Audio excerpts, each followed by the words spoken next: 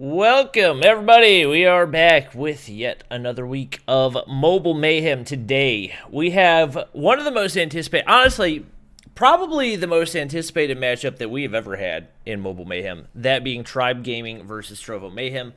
Obviously, Trovo Mayhem made of primarily content creators, but a number of players on the team actually formerly from Tribe Gaming, and both of them at the top of each of their divisions, respectively. At least they were as far as last week. Tribe actually did end up forfeiting their matchup last week, so they may be a little lower in the standings. We'll have to check and see real quick right here as we see they've actually tied up with Nova Imperium. I believe the DQ giving you minus 20 points, so going from 90 down to 70. Meanwhile, Trovo Mayhem way at the top of Division 1, which is significantly more competitive than Division 2, as you can see. Places 1 through 4 in Division 1, all above the number 1 spot in Division 2. So, definitely imperative for Tribe and Nova Imperium to continue winning these games to make sure they can secure that spot. We've seen Zygnus making some really big plays and definitely getting wins at the exact right time in order to provide them the opportunity to be able to move up into that number 3 spot and create a little distance between themselves and Exiled and Strike Zone. And meanwhile, over in Division 1, it's basically all the top 4 teams. 8 Kings and Status Quo, neither of them have really been able to get anything going. Obviously, Status Quo, formerly Xset, and 8 Kings, even though they've had some good performances, have not really been able to pull out a whole lot of wins. And because of that, they have struggled in the leaderboard. So it's going to be a really tight battle for that number 2 and 3 spot in Division 1. And excited to see how that's going to play out. As far as our schedule, as you guys can see right here, Exiled versus NL Esports is going to be game number 1.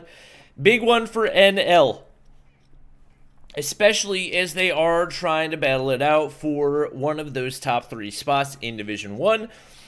Matchup number 2, the one that most of you are probably most looking forward to, is going to be Tribe Gaming versus Trovo Mayhem. That's going to be an absolute blast to watch. Hopefully, it will go to a game 3. After that, we do have Lag versus LA. We told them that we'd call them LA Gaming once they won a matchup. I will call them that for the time being, but they will be going up against Team 11, who is another one of those teams that is battling it out for the top 3 spots in Division 1. And then following that, we will have Nova Invictus versus Zygnus, another big matchup, as Nova Invictus is another one of those teams battling it out for the Division 1 top 3 spots. Only 10 points separating them, NL and 11T. So lots on the line for each and every one of these teams, and it's definitely going to be a great night of matchups ahead of us. We do have all of our players loaded in for NL, and actually an interesting substitution. We actually see Papa Taco hopping in for them right here. As far as I can see, Cheto will not be playing, at least in the first matchup tonight. So we'll see if he's able to fill those shoes. That'll definitely be big shoes to fill. Cheto has been the established sniper on this team for a really long time. As far as the maps and bans, which we'll go ahead and run through real quick, we do have Raid Hardpoint for game number 1. For the bans, Exile banning Hardpoint on Crash, and NL Esports banning Hardpoint on Scrapyard. The ban weapons being the HVK and the Man-O-War. So I think this is actually one of the first times we've seen the HVK ban, but at the same time, not too terribly surprising, especially given how much we've seen it throughout the season. Probably going to see a lot of Arctic 50, a lot of ASM 10, and a lot of DRH. Game number 2 is going to be Standoff, Search, and Destroy, and game number 3, if we go to it, will be Summit Domination. But without any more talking, we got everybody loaded in, ready to go for game number 1, which is going to be Raid Hardpoint. Yeah, and this should be a big one. Looks like we are just waiting for one player to load in, and the game should be getting ready to start after that. Obviously, we have the big exciting matchup here for tonight. As you were mentioning, Tribe versus Trovo Mayhem is going to be an absolutely huge matchup. It's kind of the one that everybody's been waiting around for. But a lot of the games we have today are very important nonetheless, as it does look like we are going to have a little bit of a lobby reset here. and unable to connect to the game. For our matchups tonight, we do have, obviously, Exiled versus NL to start. Trovo versus Tribe Gaming. LA Gaming versus 11 is going to be a big matchup in the scoring, specifically looking at Division 1. We have Trovo Mayhem up at 130 points, and with their upcoming matchups, they're almost secured a top 3 spot. But second place, third place, and fourth place is a spread 5-5. So 100 points for Nova Invictus, 95 for NL Esports, and 11 sitting down at 90. Really need to pick up a couple wins here in the upcoming weeks if they want to try to push into a top 3 spot to push themselves into quarterfinals territory. So that is an important one to keep an eye out for. And likewise, our fourth game of the night, which I actually think should be a phenomenal matchup. Nova Invictus versus Zygnus boils down right into the same position of Nova Invictus. They are not out of the water up at 100 points. If they were to lose against Zygnus and 11 expected to win against LA Gaming, that could potentially throw Nova Invictus from second place out of the top 3. So we will have to keep an eye out on that matchup. Yeah, definitely going to be a good one. Another thing to take into account is I'm not going to go ahead and say that it's a guaranteed win for NL Esports, but Exiled has struggled a good bit throughout the season this season, not really mustering a whole lot of points, and NL has been one of the top teams throughout the entirety of the season. I think we do have everybody readied up once again, so we should be hopping into this pretty soon here, but especially as one of the teams in that battle for the top 3 spots, this is really, really good for NL in that they have a really big opportunity to potentially pick up those 20 points. And when you take a look at some of the other teams that are very, very close to them, having some more difficult matchups, especially Nova Invictus, I'm expecting them versus Zygnus to be a really good matchup. But NL and 11 definitely have a couple of the easier matchups of the night, and could allow them to make some really big progress up against Nova Invictus, especially if they do end up dropping a map or 2 against Zygnus. So that's going to be something important to keep an eye out for, is obviously, like we've said, the battle for those top 3 spots over in Division 1 are going to be so crucial. Obviously, Trovo Mayhem is going to be tough to catch up to. 30-point lead on Nova Invictus, who's in second place. Not going to be easy. Tribe could potentially make it a little bit easier for the rest of the teams, but it's going to be tough for anybody to make it into that top spot. But we do have everybody loaded in once again, which means we are good to go for game number 1.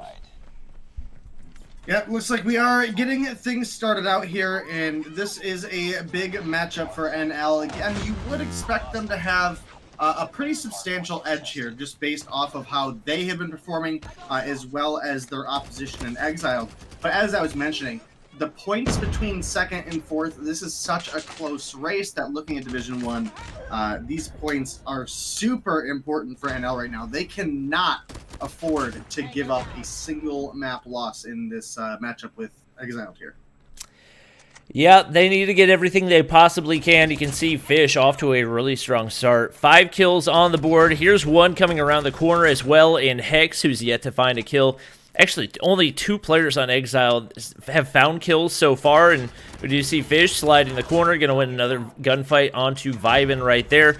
Lethal rounding the corner, going to get taken out by Fish as well. 8 kills for him through the start of this game. Definitely where he would like to be in Supremacy. Does find a clutch kill, but immediately cleaned up by Tatio, and NL Esports in complete control off the start. 54 points. They've got control of P2 as well, and definitely seeming like they're not going to have too much of an issue, at least in game number 1.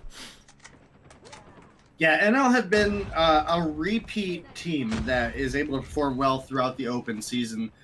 Exiled obviously struggled quite a bit with some of their roster for the season, and I think a lot of that has really boiled down to where they are positioned currently. Muno's able to round the corner, picks up a kill onto Hex there. Papa Taco, not one we've seen a lot as of late, able to pick up a kill onto Supremacy there. I believe he has just a Moss out as well, so one of the newer guns to Call of Duty Mobile, one that we've seen marginally used by a couple of players, and very, very strong in the mid-range gunfights, but will struggle a little bit at range. So definitely be keeping an eye out for that. Yeah, we've already seen Fish moving up into double digits, and he is just continuing to cook this Exiled team. We see Exiled only picking up 5 points in the first couple of hard points, and Supremacy immediately going to get collapsed on P3. Only one player there in Hex to contest. He's going to be immediately eliminated, and right now, things looking pretty bleak for this Exiled team. Obviously, being in Division 2, that does give them a little bit of opportunity to maybe potentially make their way into one of those top 3 spots, but right now, they just do not look like they've got any type of a shot at making this push. We see Fish picking up kill after kill. He's finally taken out by Hex, who's top fragging by a pretty good margin for this Exiled team, but it's just not going to be enough. Too many kills for too many players. NL remains in control of the hard point. 135-5 right now, and looking like this may be a blowout, at least when it comes to the respawns, as this NL team is currently dominating the map.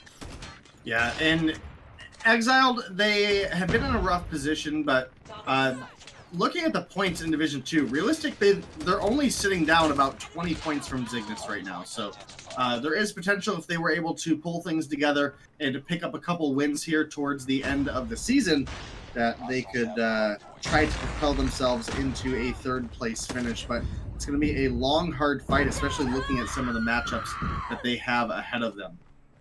Right now, we've got about a 140-point lead for the side of NL, and it looks like they are going to be trying to close this one out pretty early on. And NL, I think, is absolutely the stronger search and destroy team between these two teams. So you'd definitely be expecting NL to pick up 20 points here, shy of, honestly, a miracle turnaround from Exiled here in Hardpoint, or potentially a strong search and destroy performance out of them.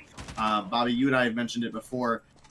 That's really the area of cushion where we give a lot of the underdog teams, as you have potential in search and destroy, just because you have that reset between every round where you can try to get your bearings together a little bit more. Yeah, that's... I mean, if anything, I mean, especially based on this, it seems like the respawn NL is just going to be untouchable. We see Fish already at 21 kills. Nobody over on Exiled has hit double digits yet. This man is at, make it 22 kills. We do see Papa Taco moving into the double digits as well. So they're trying to make this rotation. They're sending as many nades as they possibly can on into the hard point, but just not a whole lot going their way, as we do see time and time again. Frags going on over to NL Esports, and Papa Taco looking to make the push on in once again. Exiled has been able to take control for a little bit right here, but Papa Taco ready. Gets taken out by the Sparrow, but anytime you can get a trade, regular kill for an operator kill, you'll absolutely take that, and just like that, NL retaking control of the hard point and very nearly getting the win within the first hardpoint rotation. We do see them now making their way back over to P1. Only in need of about 29 more points. Pretty solid feed going in for Exiled, but just got a feeling it's probably too little too late right now as they find themselves down by 200 points. Yeah, not a great position to be in, and NL are set up in a great position to take a win here. I mean, honestly, where Exiled sit, they're in such a massive deficit where they can't even give up, 5 points on the next 3 upcoming hard points. Otherwise, it is going to be an NL win, and NL are able to make the break right there. They have ticked on up over 140 points. And this is one of the faster hardpoint wins we've seen in quite some time, Bobby. This was nothing shy of utter dominance coming out of the side of NL. Yeah, I mean, from the start, there was not really any question about it. You could tell NL asserted their dominance in the first hard point, 50 points, easy for them, and they just maintained it throughout the rest of it. Exiled just not there, not winning the gunfights, I'm not even going to knock their rotations. They were making good rotations, but rotations mean nothing if you don't win your gunfights, and you can see Fish just dominating this lobby. 26 kills. It's, I think, half as many kills as all of Exiled had combined, so typically that's going to be a good sign, and especially with Papa Taco hopping in, not a player that has been with this roster for very long. He actually went triple positive right there. He's the best KD on the team, 19-6, alongside 2 minutes and 27 seconds on the hill. Really great performance from him in his first Mobile Mayhem game, at least with this team. And definitely, you got to have a feeling that NL's got a pretty good shot of taking the 2, especially with a 214-point win in game number 1. Yeah, and again, this win is really important for NL, specifically to pick up a 2-0 because of the standings. If they were able to pick up the 2-0 win here, that is going to put them up at 115 points on the scoreboard, which would put them ahead of Nova Invictus, at least until Nova Invictus play. Potentially they could take a win later, obviously. But it keeps them in a position where they're ahead of 11T, who's only 5 points away from potentially knocking NL out of quarterfinals territory. So NL desperately need the points here just to keep themselves in the running for our upcoming weeks. Yeah, and that's the thing. Like, not only do you expect this to be the better team, but they've got more incentive to play at the top of their game as well, because right now Exiled just not really in a position to try to take one of those top spots.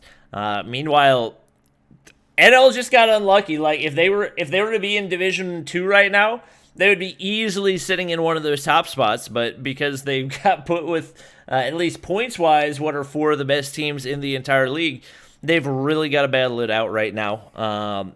Could potentially hurt them a little bit to not have Cheto on their team for the second matchup. It is going to be Search and Destroy on standoff. Obviously, snipers tend to play the biggest role for each of these teams and getting first blood and everything else, but with the way that Papa Taco played in game number 1, I've got a feeling he's not going to have too much trouble when it comes to game number 2, and they definitely have other players that are more than capable of filling that sniper presence as well.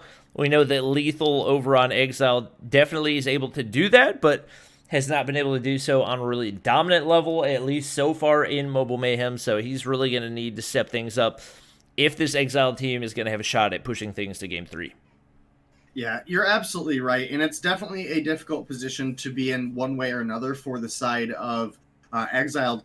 Lethal, obviously a sniper that has proven himself in the past, but even without Cheto here, Fish has been a phenomenal sniper here for the side of NL as well. In fact, for a large portion of this season, been out sniping Cheto, at least as far as the kills per game go. So it's really hard to say. I think we still have a phenomenal sniping presence on the side of NL. And if Exiled want to push this to a Game 3 and have a chance of picking up a win, they need to pull out everything here. They need to perform. Because, again, they're only sitting 20 points behind Zygnus right now. And with their upcoming matches in the next couple weeks, today obviously up against NL, not anybody's favorite team to play. But going on into week 6, we have them up against 8 Kings, and we have them up against Zygnus. So they have no easy road ahead of them to getting into the top 3. Yeah, definitely going. I mean, it's really going to be a battle for any of the teams trying to make it up there, not only because of the teams that you could potentially go up against, but just how good the other teams that are in your division are. And you basically got to function under the assumption that they're going to at least win their matches, if not get a 2-0. And just because of that, you got to try your hardest to be able to get the 2-0 in every single one of your matchups. This definitely going to be one of the easier ones for NL, and you'd think they'll probably want to close this one out pretty quickly in a 2-0, especially given how easily they handled game number 1. For those of you who are wondering about the matchups that we do have later on tonight, we do have Trovo Mayhem versus Tribe Gaming in game number 2. LA Gaming versus 11T in game number 3. That's another one that's going to have a really big impact on the standings in Division 1, and Nova Invictus versus Zygnus, another that will have a big impact on the standings. Both divisions for that game. Yeah, honestly. Zygnus making a big push toward the end of the season, and Nova Invictus currently in the number 2 spot, but of the 2 through 4 teams over in Division number 1, I would say they've got the toughest matchup tonight. Yeah, and if Nova Invictus were to lose here and 11T are able to pick up a win in their game, that drops Nova Invictus 2 places. I mean, that's a big flip with how tight things are in Division 1. For Division 2, not to trash talk any of the teams we have here, but I think Division 2 is pretty much locked in for our top 3 teams. I don't see anything changing as far as moving into quarterfinals between now and week 7.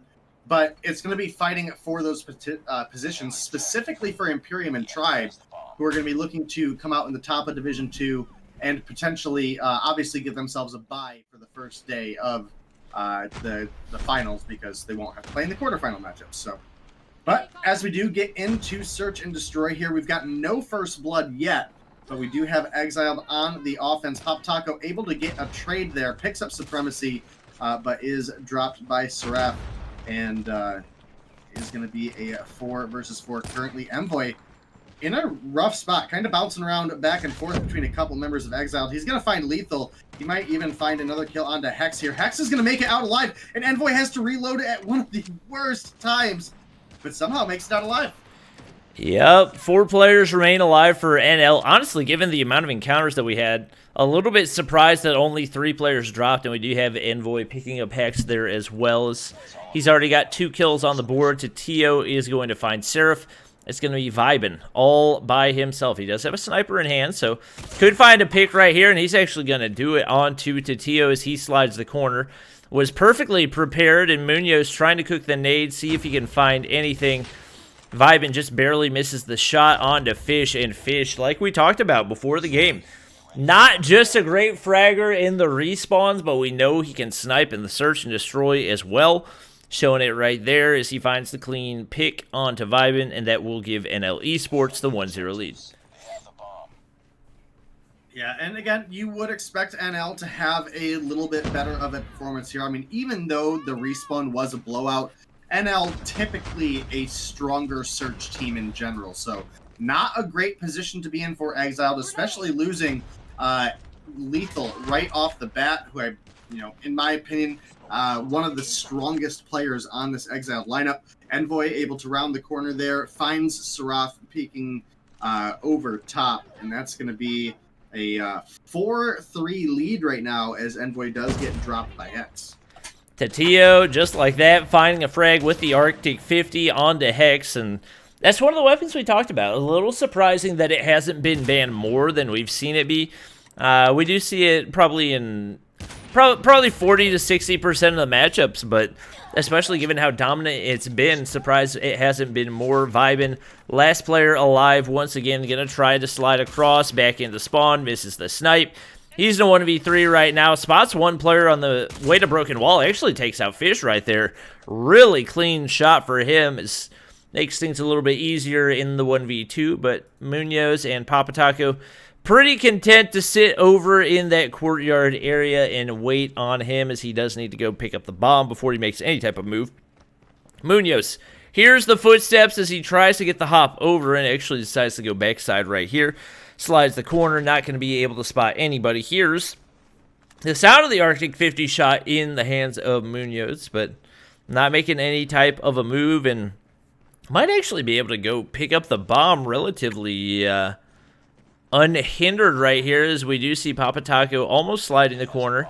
He's going to pick it up right here. Could potentially get the plant down if he prones on the backside of A, but there's a nade on the way in. That's going to take 75 of his HP. Papataco is going to slide on in. That's going to be another round win for NL Esports as they take the 2-0 lead. Yeah, NL doing a phenomenal job here. Again, these points are super important to their standings. They realistically cannot afford, looking at the likes of Nova, Invictus, NL Esports, and 11T, their matches today, as well as next week's Monday or Tuesday and Thursday matchups, NL cannot afford to only pick up 10 here. They have to be Exiled in this match. Yep. Definitely crucial for them. We see Papataco finding 1, nearly 2 kills, gets the major assist on that one. It will be NL coming away with, it was a 1-player advantage, but Seraph actually finds a big pick with that Arctic 50. Fish trades on back. Lethal, last player alive for Exiled right now, and he is kind of stuck in spawn as he does need to make that push on out. Trying to pick up the bomb, but it's way back in deli, which is not going to be an easy pickup for him. We do see Fish hopping up. He's been really, really clutch with those hop-up snipes, especially over in that tractor area. So see if he can make something happen right here. Not going to be spotted by Lethal, at least off the start. And he's going to have to make a push right here. It's definitely less than ideal situation for him, but could potentially find a pick across mid. We do see Munoz really exposed right there. Missed opportunity for him. That's going to give away his location, and now all NL has to do is wait for him to make the push. He actually finds the pick onto Munoz. Very clean right there in a 1v1 going up against Fish, who has found all the right frags at the right times. The bomb over on the B site.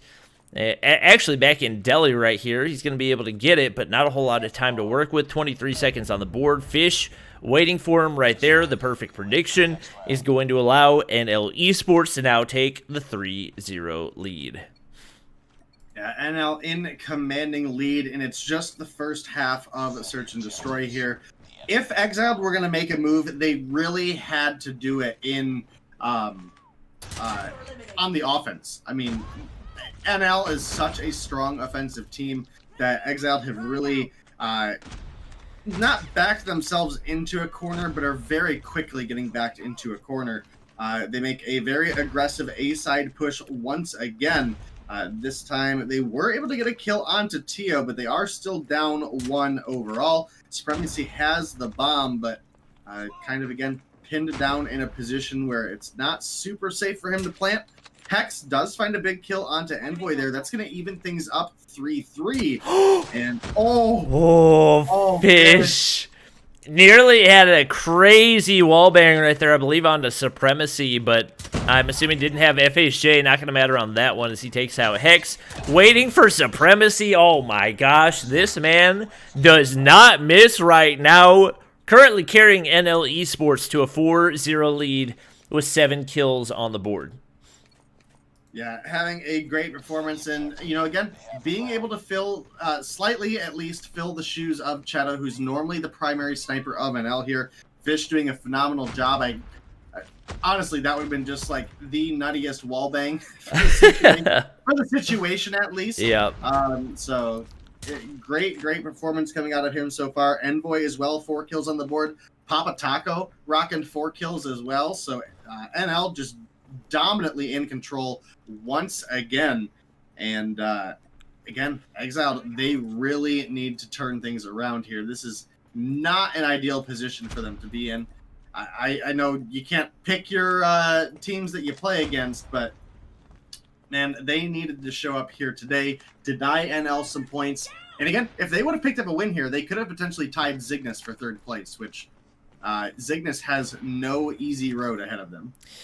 Yeah, they're definitely going to be one of those teams. Even though they are in Division 2, they've got a really tough path ahead, and we do see one player dropping off the bat. Hex finally able to give Exiled the first blood for the first time in basically this entire matchup. Even with that happening, very slow approach once again for this Exiled team as they're trying to clear the way on into the A-bomb site. Lethal. 1 kill on the board. Would definitely like to see more out of him, especially as the primary sniper on the team. Obviously, Sarah filling that role as well, but he's definitely the most well-known on the team. We do see Supremacy getting the bomb down over onto the A site, and that'll give Exiled, like we said, the advantage for the first time. And just like that, Fish finds the nade kill onto Vibin. 4 players remain for each team. Shots going on to Seraph. Lethal takes out Papa Taco. That's actually going to be a crucial kill. The jump shot for Seraph perfectly timed. We see Munoz in mid. Seraph pulls out the LK. It's all by himself. The lonesome Fish. 8 kills for him. Trying to reposition. He's only got 15 seconds and 4 players left to contend with. Missing that shot will likely cost him the round. Not going to land the snipe onto Supremacy. Probably going to sit back, maybe play for 1 additional frag as the bomb will go off right here.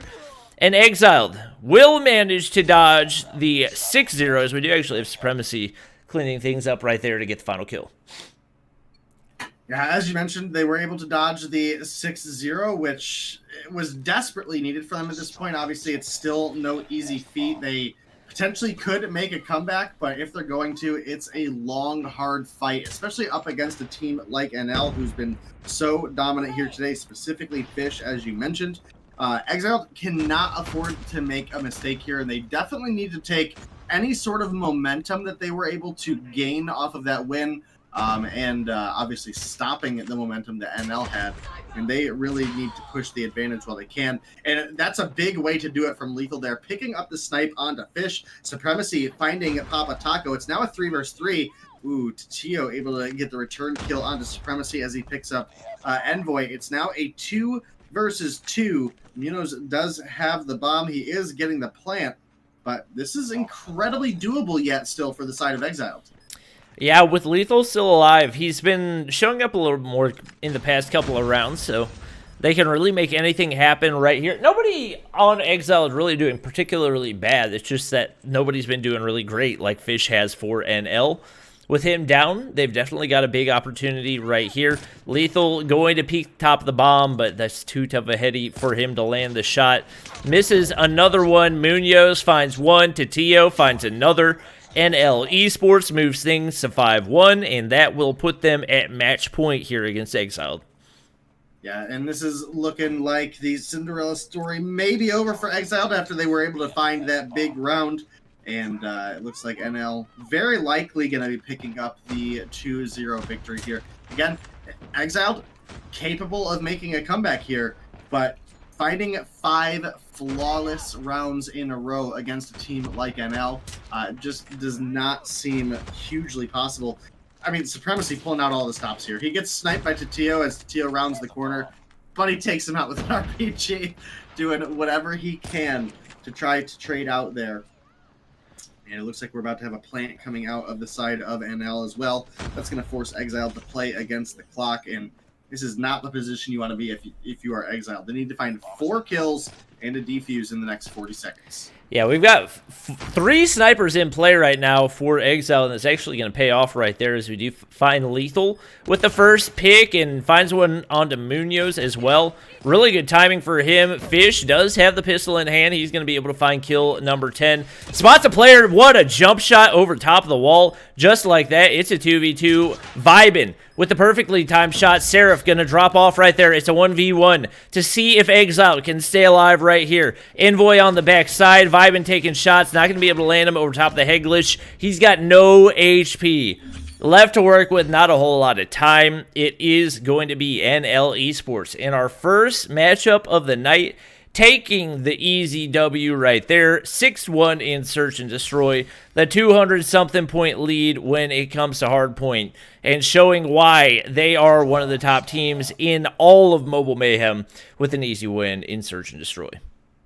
Yeah, and I don't think anybody is going to be shocked by this win just based off of how these two teams have been performing throughout the season. NL coming through with a strong performance as always. And Exile definitely struggling a little bit, whether it be with their roster or whatever the team chemistry may be, maybe some of the strategy. Because, again, there were plenty of picks getting picked up. I mean, we didn't have anybody not picking up a kill on the side of Exiled. I mean, we did have a couple players with low kills comparatively to looking at the likes of Fish or Envoy or Tio, but Hex still able to pick up 3 in 7 rounds. Vibin 4, Seraph 5, Supremacy 6, and then Lethal 5. The kills were there, they just couldn't come online and find kills in the same rounds to compete with the strategy that NL brought to the table. Yeah, and I mean, overall, like we expected, Fish just dominating with the snipes right there and not really missing out on the absence of Cheto all that much. As he's done more than a sufficient job to fill that spot for this team, and that's going to be really big for them when it comes to the standings. That's one thing that we've been talking about all night long. The standings in Division number 1, so very close right now. That's going to move them up to 115 points. That will move them ahead of Nova Invictus and 11T. And right now, that's going to require Nova Invictus to get a 2-0 win against a Zygnus team that has been really hot the last couple of weeks. It's not going to be an easy matchup, especially with how much they've improved.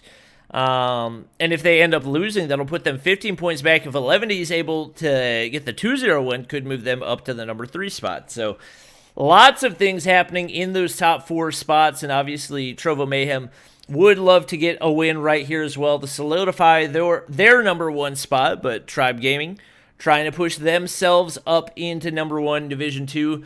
Really, so far for them, their own biggest enemy has been themselves. Whether it's DQs due to not having enough players, not submitting screenshots, whatever it would be. I believe they've lost a total of 1 map all season long. And 2 Zygnus. Two Zygnus, yeah. Which shows you how strong the Zygnus team is. And despite the fact that they've only dropped that 1 map, they've not been able to move past that 70-point mark just because of some struggles that they've had. So this is going to be a crucial matchup for them, and obviously one of the most anticipated matchups of the entire season. Yeah, you're absolutely right there. I mean, this is hands down the one that people have been waiting for since day one, just looking at the lineups. There's really a lot to play off for this matchup. I mean, not only are they 2 of the best teams in the league, which brings the excitement, but obviously we also have Tectonic and Little B, who are ex-Tribe players, so you have to definitely take into account that little bit of rivalry, and I don't necessarily want to say bad blood, but there might be some body shooting. There might be some body shooting, for sure. I kind of hope that there is. That would make it more exciting, you know? Yeah. I mean, it's all in good fun. These players all, obviously, phenomenal players. Whoever comes out on top here, I mean, one way or another, both of these teams are going into the finals to some degree. Yeah. So, shy of Tribe just DQing for the next 3 weeks. Yeah. We will go ahead and take a look at the maps and bans. So as you can see right here, no surprise to see the Arctic 50 banned by Tribe Gaming and the Man of War banned by Trovo Mayhem. So we expect to see a lot of DRHs and ASM 10s. Now that I think about it, I don't think we really saw any ASM 10s in the first matchup, which is a little bit surprising. Quite a few LK24s.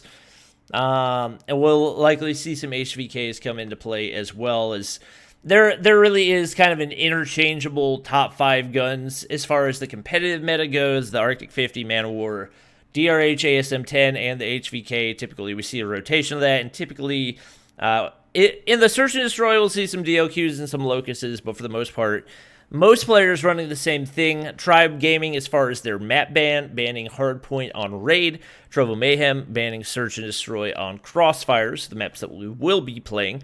It's going to be Hackney Yard, Hardpoint for game number 1, Meltdown, Search and Destroy for game number 2. And if we go to it, which I definitely hope that we do end up doing, we will have Firing Range Domination for game number 3. Yeah, definitely. I would love to see this game go to a game 3. I mean, both of these teams are phenomenal. They're obviously competing at the top of their divisions, respectively.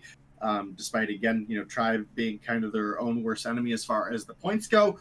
Fortunately, in their division, they can afford the points that they've lost. Because looking at the scoreboard right now, should Tribe have been in Division 1, they'd be in a really bad spot. If they were in place of, if 11T was in Division 2 instead, Tribers would be sitting 25 under NL today. And NL obviously just picked up a 2-0 victory over Exiled. That would distance the gap quite a bit more. So Tribe, again, kind of been their own worst enemy. But by luck of the draw, it hasn't hurt them too much. Yeah. And that's what it comes down to for a lot of these teams is just, like you said, the luck of the draw of which division they end up in. Teams that ended up in Division 2 just got a little bit unlucky, and microphone required. That's weird. I'm not going to keep my microphone on.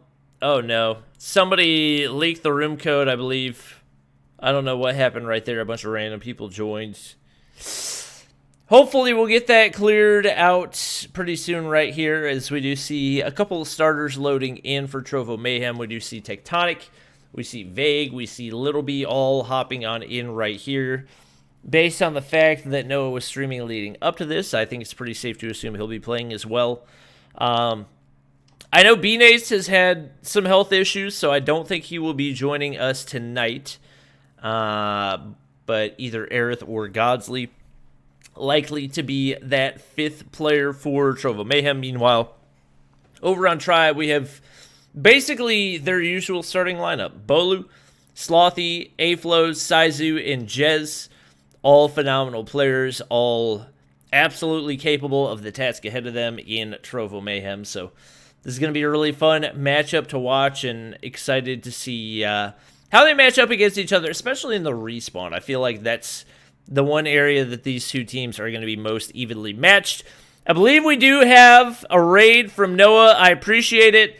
Make sure to use code Bob at checkout for 10% off G Fuel and 30% off at other times that I sometimes know and sometimes do not, but regardless, always use code Bob. Never use code Noah. I repeat, never use code Noah. And if you use code Noah instead of code Bob, then I will drop a care package on you just like I did to Noah. Oof. Definitely a rough one, but always some good friendly banter going back and forth between you guys. So I think actually one of the first streams I popped into, Bobby, when I had Sylvia had first introduced me to you. It was kind of funny as you were mentioning. You almost never know what your code works for. I think that reminisces right back to the first stream I popped in. You were like, I don't remember if it's 20 or 30% at this point, but use code Bob at checkout. Like, that's all that matters. Use code Bob, I agree. And we do have Aerith getting loaded in as player number 5 for Trovo Mayhem. Honestly, the Arctic 50 ban definitely going to be one that, it hurts her, but it also hurts Slothy and Jez. And honestly, to a certain extent, Aflows as well. Is really all 4 of those people. Honestly, Little B as well. It hurts everybody. I'd say it probably hurts both teams equally, but in general, it'll make for a more competitive matchup, and I think that's what we all really want to see between these two teams. So, just a reminder, the Man Award and the Arctic 50, the 2 banned guns. Excited to see what that will produce for the both of these teams. Probably less respawn sniping if I had to guess, but definitely going to be a really good matchup. Yeah, I would definitely expect at least for Respawn Aerith to probably be more in the AR category as well as Little B. We may still see Aflows snipe. We'll have to just kind of see how it boils down. He's throughout the season flexed back and forth between both. So a lot of potential between these two teams. As you mentioned, I think these two teams are phenomenally matched up in the Respawn. So it should boil down pretty good and spicy between these two teams. Hopefully whichever team loses round 1 wins round 2, because we definitely want to see some domination between these guys. This is the one you guys have all been waiting for. Hopefully Bobby has scripted it well enough. And, we'll be getting into the game here as soon as we can for you. Little B said use code Noah in chat, so I banned him for an entire day. You are welcome to come back tomorrow, sir. Anyways, just waiting for our players to get everything squared away. This is, the two teams at the top of each of the divisions. Trovo Mayhem, I think, coming into this, some people expected them to be the best. Some people probably expected them as a group of content creators to not really have that big of an impact. But even with Little B making the switch back over to phone, has not really missed a beat at all, as he's been one of the consistent top fraggers for the team. Obviously, Tectonic's a North American MVP. Like, you can expect him to pop off in any one game or another. He'll probably have an off game every week or so, but in general, he's always going to be really good. Vague, improving significantly on the phone.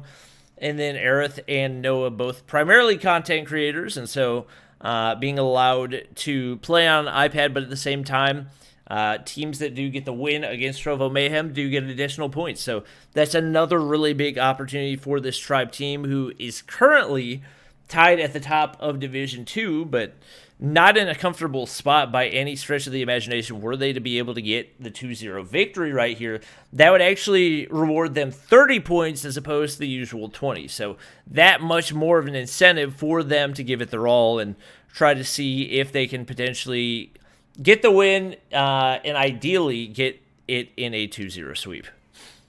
I'll tell you what, Bobby, I'm glad I always save the interviews in 2 places because instead of rename, I definitely accidentally right-click delete. Do we have an interview for tonight? We do. It'll be before our game 4. Okay. It's uploading right now. All right, good to know. I'll have that downloaded following this. You said before game 4? Yeah, that'll be the best time to throw it in right before Noah Invictus's game. So, all right. Am I allowed to know who it is? This one because of the matchup. I mean, everybody can know it's banned. Okay, definitely one of the breakout players for the season. Yeah, he's been playing phenomenal these past couple weeks. And then again, specifically because of their matchup with Zygnus being so important for them tonight, I was like, we've got to get one of these guys in here. So yeah, that'll be a good one to go into. What better time than right before they play? Yep. We got all of our players loaded in, ready to go. I feel like this is a map that both teams have played a good bit when it comes to hardpoint, especially Trovo Mayhem. This is, I feel like, one of the maps they played most consistently. And we have Tribe players leaving the game, so I'm assuming we'll have a reset on the lobby, and hopefully following that, we'll be able to hop into game 1 pretty soon. This is clearly Tribe forfeiting to the fear that is Tectonic. True. Understandable. I would do the same thing. That's why I drafted him when I had a chance. And Noah with the RPD. Yeah. Noah, I matched against Noah in ranked yesterday, and he did beat me, but in my defense, I had somebody on my team with 0 flag caps.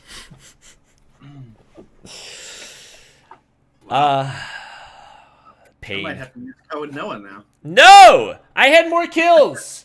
That's what counts. Wins don't matter, kills are all that matters. Right, chat? Everyone type yup. At least as far as rank goes, because nobody plays the objective. The objective is for the weak. Exactly. Objective is for people that can't get kills, you know? Just like, go hide in the corner where you need to be, and if we need you, we'll let you know. Wow. Savage. Yep. I mean, that's just the sad truth of it. Do you have Noah readied up? And now we're going to hop into game number 1 for the second time. Hopefully we'll get everybody loaded on in this time, and it does look like that is the case. 10 seconds away, guys, from you guys getting the matchup you've been waiting all season for. Tribe up against Trovo Mayhem, and here we go. It begins. No, chat, Ferg is not playing, same as he has never played in any Mobile Mayhem match that has ever happened. We do see Bolu getting first blood, Jez hopping on in, the hardpoint shotgun in hand. Tribe Gaming with a really strong start right here. Aerith will find a big trade going on in, but for the time being, it looks like it will be Tribe Gaming ticking upward. They've got pretty solid control. The FHJ going out from Jez. Nobody really able to get anywhere close to contesting for Trovo Mayhem. Tectonic is able to pick up 2 kills, and Little B able to do the same, should I say Leader B, who is now banned from my chat. And he's actually, was on a streak right there, but immediately taken out as soon as I swapped to him. Vague actually going to be the first person hopping on the hill for Trovo Mayhem, as he's picked up 1 kill and getting a little bit of scrap time right here, as we do see the majority of Tribe Gaming making that rotation on over to P2. Yeah, so far it's been a pretty big fight over P1, but the edge slightly going over to Tribe, about 12 points between these two teams, as well as it looks like we have Bolu and A-Flows setting up a defense over on P2, but Tectonic and Little B are able to pick up kill onto A-Flows, and, well, Jez with a big double kill for the team there, making a triple as he finds Noah as well. this is looking good so far for the side of Tribe. The Aerith picks up a double of her own. Tribe still in control and building their lead. Little B actually able to pick up a big frag right there. Kill number 7 to lead all players as he's trying to get this break on into P2. Pre-fire in the corner, but Jez for Tribe Gaming. 2 clutch right there. 7 kills on the board for him. Tied with Little B for top frag on the board. And it is Tribe Gaming continuing to tick upward as the rotations have just been better. They've had better map control. And really dominating so far as Little B does pick up kill number 8 right there. They're in pretty good control for the rotation onto P3, but with Bolu taking out Little B right there, we could potentially see Tribe Gaming causing some issues on this rotation on over. Little B making his way up the stairs. The pre-fire from Bolu, not going to be enough.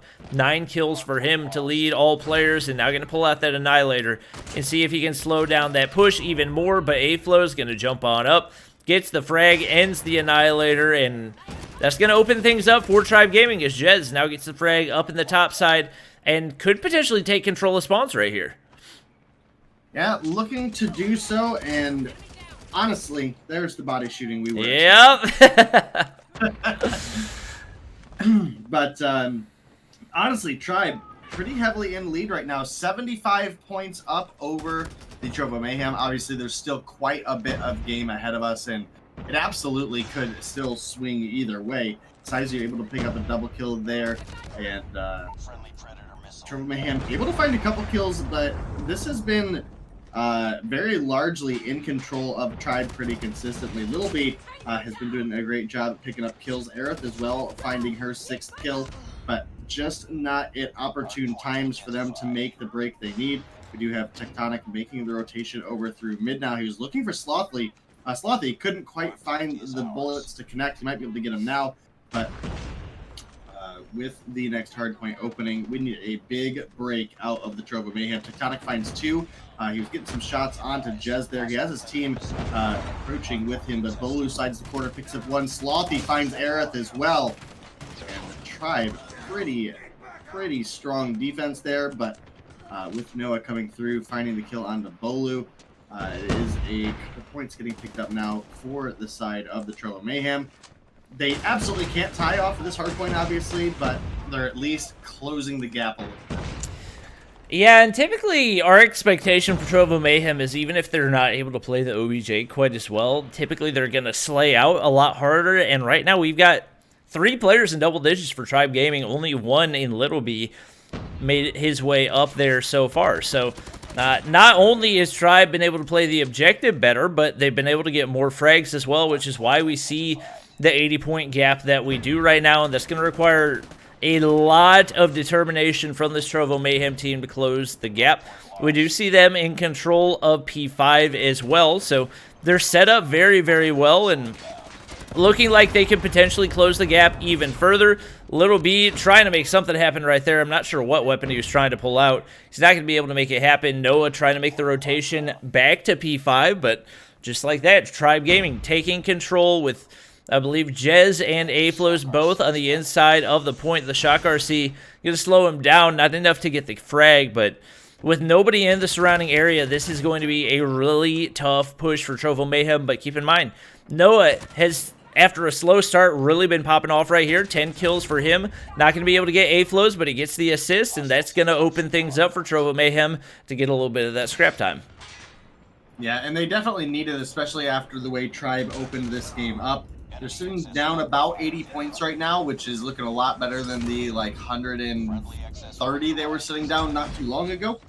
As the hardpoint moves, there's still not enough, even on a full hold for Trovo Mayhem here, for them to take the lead. But again, they can do a pretty big chunk of closing the gap if they were able to find a break. But right now, it does look primarily like Tribe are going to be on point. Tectonic was looking for a shot onto the Goliath, unable to make it connect. A couple kills going on over to Tribe there. Lil B and Tectonic picking up the return kills onto A-Flows and Slothy, but time is ticking away for the side of Tribe. They're now up once again 100 points, and it looks like they've got a pretty solid 30 points ahead of them, especially as Slothy finds a massive triple kill there before getting dropped by him. Yeah, and with Saizu on the inside of a hard point in a Goliath, that is going to be really tough for Trovo Mayhem to stop. And at this point, you got to think they pretty much got to accept the L on this one and start to make that rotation on over to P2. Hope they can get enough frags to get a max hold and see if they can play the rest of this game perfectly, as they're going to be leaving this hard point. With Tribe Gaming up at 220, we do see Little B actually pulling out the Annihilator. He gets the frag onto the Goliath and finds another one right there, moving up to 18 kills to lead his team, but just too much firepower over on Tribe Gaming. There's going to be a lot of pressure going in, and they immediately lose P2. That is a massive loss for Trovo Mayhem, as they're trying to keep themselves in this game. The cluster strike's going to go in to slow things down even more than they already were going to be. Little B finds a big frag right there to move himself up to 19. But right now, it looks like Tribe Gaming is going to close this out pretty easily in game number 1. Yeah, that so far looks to be the case. I was definitely hoping and obviously expecting a little bit closer of a matchup here for our hardpoint game, but in 250 to 85 fashion, that is going to be a dominant win for Tribe. And Trovo Mayhem definitely need to turn things around for Search and Destroy to try to push us into a game 3.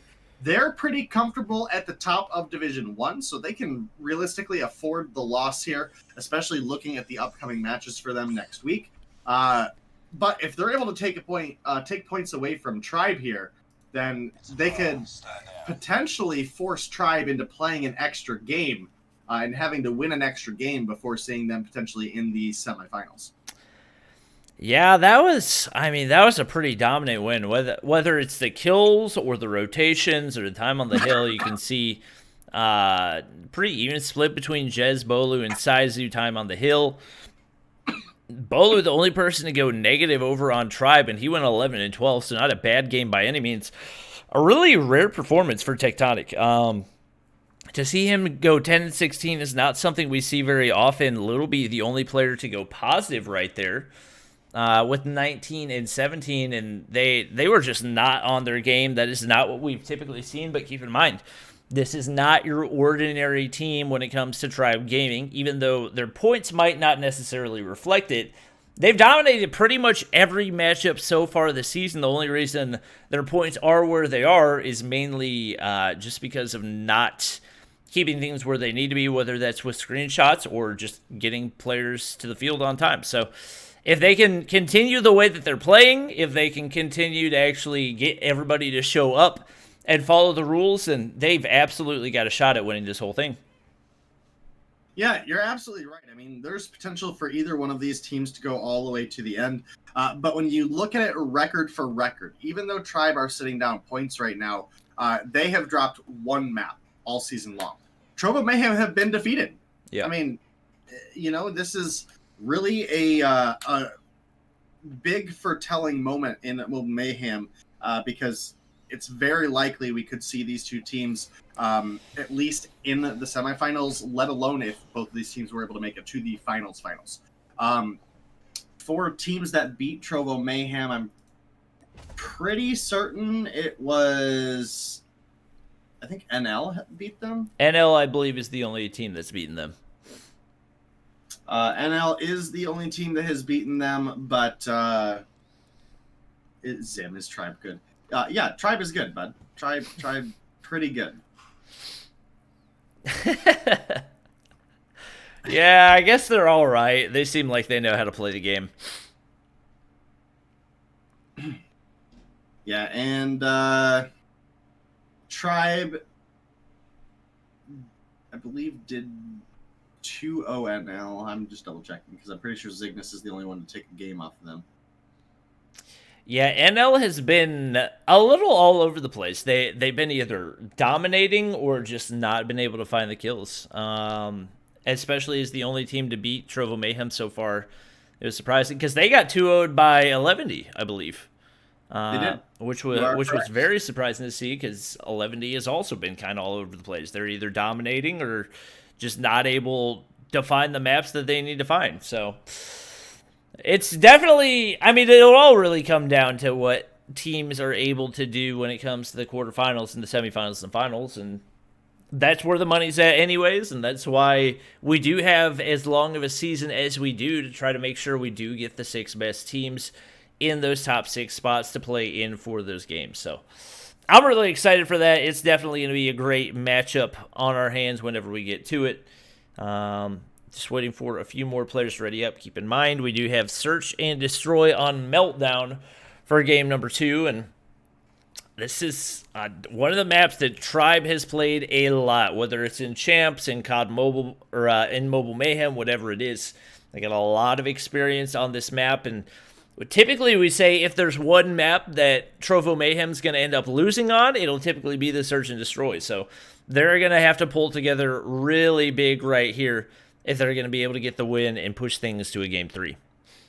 Yeah, but arguably you could say that Tribe is also a little bit weaker in Search and Destroy, because that is where they did lose to Zygnus. I did pull up the schedule, and it was January 21st of week 2, so the Thursday, that NL did beat Trovo Mayhem 2-1.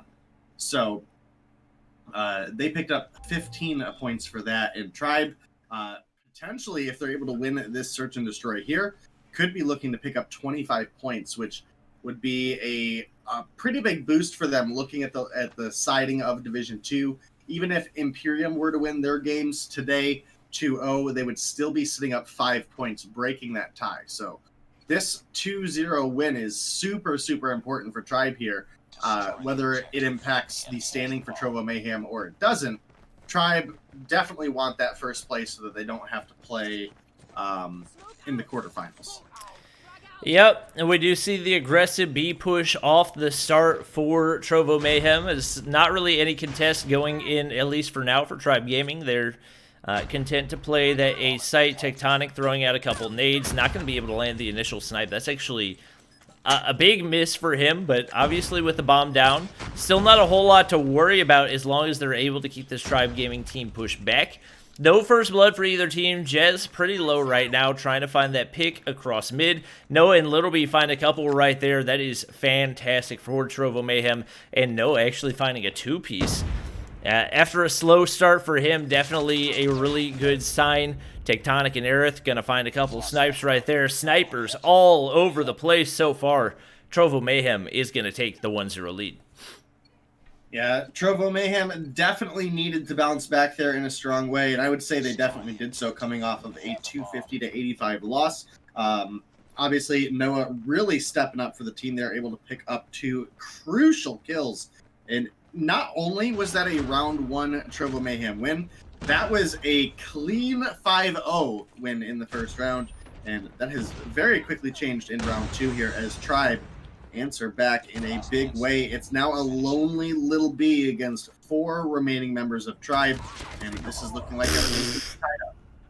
I mean, Slothy just absolutely turned on him right there, and showing the resiliency of Tribe and also their ability to adapt to the opposing team's strategies. We saw pretty much uncontested B plant go in for Trovo Mayhem, and Tribe was able to... I mean, I think Trovo Mayhem actually pushed to the A site, which is a little surprising. We do see them now making the push back on over to B. We do see Aerith with the bomb in hand and sniper in hand. Neither team yet to find first blood. Aerith looking over towards the sniper's nest, not spotting anybody right here. 4 snipers in play for Trovo Mayhem. Tectonic's going to miss the snipe onto A-flows. Would have loved to have that one back for sure, and Tribe once again trying to slow down the plant right here, which they've been able to do pretty effectively. A little surprised that Aerith is the planter right here. She's typically not the player that you see doing that, but able to make some progress up across generators and should have at least some access to that B site pretty soon. Is still no players dropped.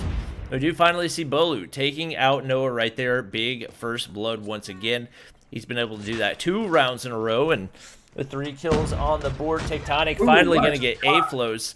The RPG, or the grenade going to go over top and nearly takes out Bolu, but he's staying alive for the time being. Patiently waiting, Slothy finds a big kill, Vague with the trade, and it's even players for both teams once again. We see Littleby overlooking that mid spawn area, not able to find anybody right here. He does still have a nade to work with, so could cause some issues, and Bolu's actually looking to make the rotation on up to mid. It's going to leave things wide open for Vague over on the B site. Only 20 seconds to work with, but very, very well timed for Trovo Mayhem. He's going to be able to get the bomb down with 2 snipers still in play. Big opportunities to find some picks as the clock ticks down for Tribe Gaming. Tectonic playing that generator area, the smoke's going on in. Definitely one of the staples for Tribe Gaming, especially when it comes to these respawn retakes. We do see Tectonic finding the frag onto Saizu as he's able to get the refrag for Vague. One player sliding into his right, Little B, going to be all by himself right here. Bolu trying to find eyes. Little B just trying to play time at this point. Misses the initial shot. He needs to hit the follow-up to make it happen. He's not going to be able to do it. He follows it up. Bolu gets the RPG kill right there. But I think Jez is AFK. It's going to be Trovo Mayhem coming out on top right there. Fortunately enough for Little B, he played it just long enough to come away with it. And that's a really bad sign for Tribe Gaming, is they could now be in a 4v5 if he doesn't manage to reconnect. Yeah, would certainly not be in a good position. It does look like Jez is still out, so hopefully he'll get that figured out, because obviously we want to bring you guys the best competition between these two teams. I mean, this has been the highly expected matchup of the season, so hopefully he will regain control and we won't have to see a game 3 because of an AFK. I mean, I want to see the game 3 one way or another. Yeah. And we've got Bolu. He's loving the generator spot, just so patient. He's going to spot Noah over top of the head glitch, finds another kill right there. 6 kills for him.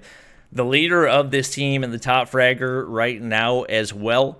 Tectonic trying to find the snipe over on that left side, but they just haven't been falling for him the way that they have in previous days. Bolu down at 5 HP. I'd be shocked if he comes out, and he does. He takes out Little B right there. Only 5 HP needed. Tectonic's going to drop as well. He is demolishing this team. Aerith trying to make something happen right there, but she's not going to be able to do it. Tribe Gaming on the back of Bolu, going to be able to tie things up at 2-2. Yeah, and they won that round 4 versus 5. Jez still not reconnected. Not a great position for Tribe to be in, but they are obviously showing that they are a strong team that is here to compete and has the ability to do so. So big round coming out of Bolu there, as you mentioned, rocking 8 kills right now like an absolute madman. We do have, it looks like, a B push coming out of the side of the Trovo Mayhem once again. A couple frags coming out of Bolu towards B bomb. Not quite gonna hit the mark, but Jez still AFK, not looking good for Tribe. Bomb is planted. 40 seconds to go for the side of Tribe. They need to pick up 5 kills and a defuse. So being down a player right now, incredibly difficult to deal with, but they've already showed us they have the potential to win the 4v5. Yeah, and Saizu's going to find a big frag onto Little B, so that'll effectively make things a 4v4 right here. He's going to slide the corner, but Aerith waiting with the sniper in hand. Big frag for her. Trying to continue to slow things down. Doesn't necessarily need the kills, but she finds it anyway. Tectonic going to get dropped. Vague going to be the only player alive, but only 7 seconds for Tribe Gaming. Not really enough time for them to get the defuse right here. He's going to find the final non-AFK player in Slothy right there, and that will allow Trovo Mayhem to retake the lead at 3-2, and definitely benefiting in a big way from the AFK Jez, as more than likely Tribe Gaming trying to do their best to get him back in. It's still possible. I mean, he's still connected to the game, so I'm shocked he hasn't been able to find something right here. And Bolu definitely been the biggest factor for Tribe Gaming with 9 kills on the board. We'll see if he can pull something out right here and try to keep things going as they do make the push to the A site off the start. Yeah, and this does give them a little bit of an opportunity to at least direct all the players that they have with them to a single point, but realistically still not a good position for them to be in, especially with Slothy getting picked off the back. That turns what was already a 4 versus 5 into a 3 versus 5. Do have the A side push coming through. Looks like Vague has figured it out, And Jez is now going to get farmed for stat padding. Noah making the push on into the A site. He's going to spot Bolu. Doesn't quite manage to hit the shot. That's actually going to be a big miss for him. He is able to follow things up right there. He gets the pistol kill, and just like that, Trovo Mayhem extending their lead out to 4-2. It looks like Jez still not returned for Tribe Gaming. A big miss for them. If he comes back, honestly, with the way they've been playing, they could potentially make a comeback happen right here, but it needs to happen soon. It just doesn't look like it's going to happen right now as he remains AFK. And they're kind of splitting the defense right now. A couple players going to B, a couple going mid, one going A, but with Jez AFK, it's not going to be easy. Bolu is going to get the bomb down on the A site. Sniper, oh, Noah finds a big two-piece right there. That's going to hurt if you're Tribe Gaming. Effectively, only one player remains right here. Noah going to be able to get the easy defuse. That puts them to 5-2. And Trovo Mayhem only one round away from pushing this to a game number 3. Fortunately for the side of Tribe, if they do lose the game here, they do have an opportunity to make a sub, I believe. Hopefully B or Splinter can confirm that, but I do believe they're allotted one substitution. So if Jez can't connect, they have obviously the likes of Marshy still on the bench, as well as I think 8. I don't remember Sheld's new name, but Sheld's. Yeah. So it's 8 something. I don't quite remember. But Bolu, big kills. Tribe find everything to go in their favor this round. Wow. It would be a really monstrous comeback, but A-Flows, I think, found a triple kill there.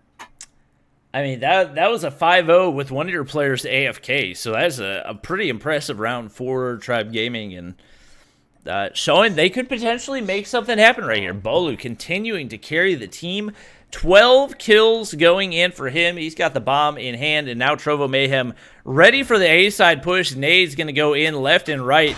Not great for Bolu. He is able to dodge, at least for the time being, but Vague already pushed up to that top side, waiting for somebody to make their way on in, and Tribe now waiting for something to happen. We can see Jez still AFK, really holding down those mid angles, hoping for a pick, but with still multiple snipers in play for Tribe Gaming. The only sniper in play, or multiple snipers in play for Trovo Mayhem, and only one sniper in play, that being their AFK for Tribe Gaming. It's going to be tough to get a pick from that mid area, and we do see them now making the rotation on over to the B site.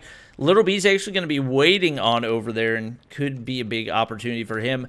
Hasn't had a phenomenal game so far, only 3 kills on the board, but it's been enough to get Trovo Mayhem to where they need to be in that right now. They are only one round away from closing things out. Noah's going to find the shot onto Slothy.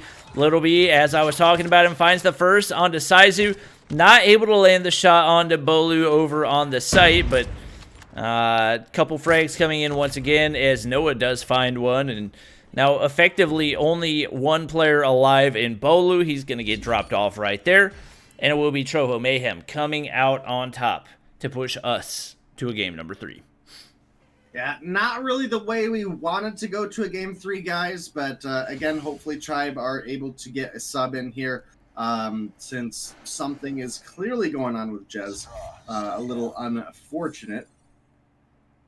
But, you know, I'd love to see Marshy come in here. You know, I'd love to see Childs, one of them, fill in for Jez and at least give us a nice 5 versus 5 domination to end the night off. Because, again, this is an important matchup for Tribe as far as the scoring goes. I'd hate to see them lose out on the points because they, once again, couldn't field a roster. Yeah.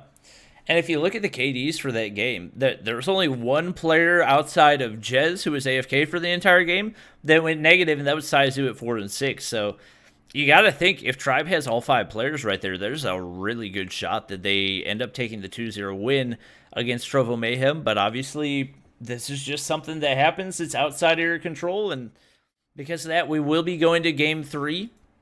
We will have to wait and see whether or not we're going to have a substitution right here.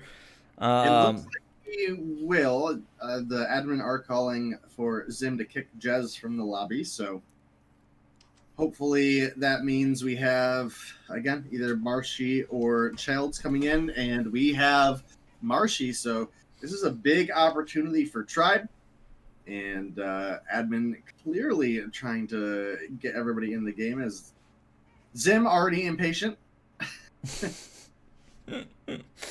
Yeah, and Marshy's definitely not a bad substitution by any means. So with him in there, you got to think Tribe probably would have won game number 2 had it been a 5v5, and with the way that they played in hardpoint for game number 1, that they were in control the entire time. I can't remember if it was an 80-point lead or a 180-point lead, but it was 250 to 85. Yeah, so 170 effectively for their win in game number 1. Not that that's necessarily going to translate 100% over to firing range domination. As firing range is a map that these players have played a lot more than they have Hackney Yard, and especially for domination, definitely one of the more consistent maps that you'll see in the rank pool. So Noah and Aerith will both have more experience on this.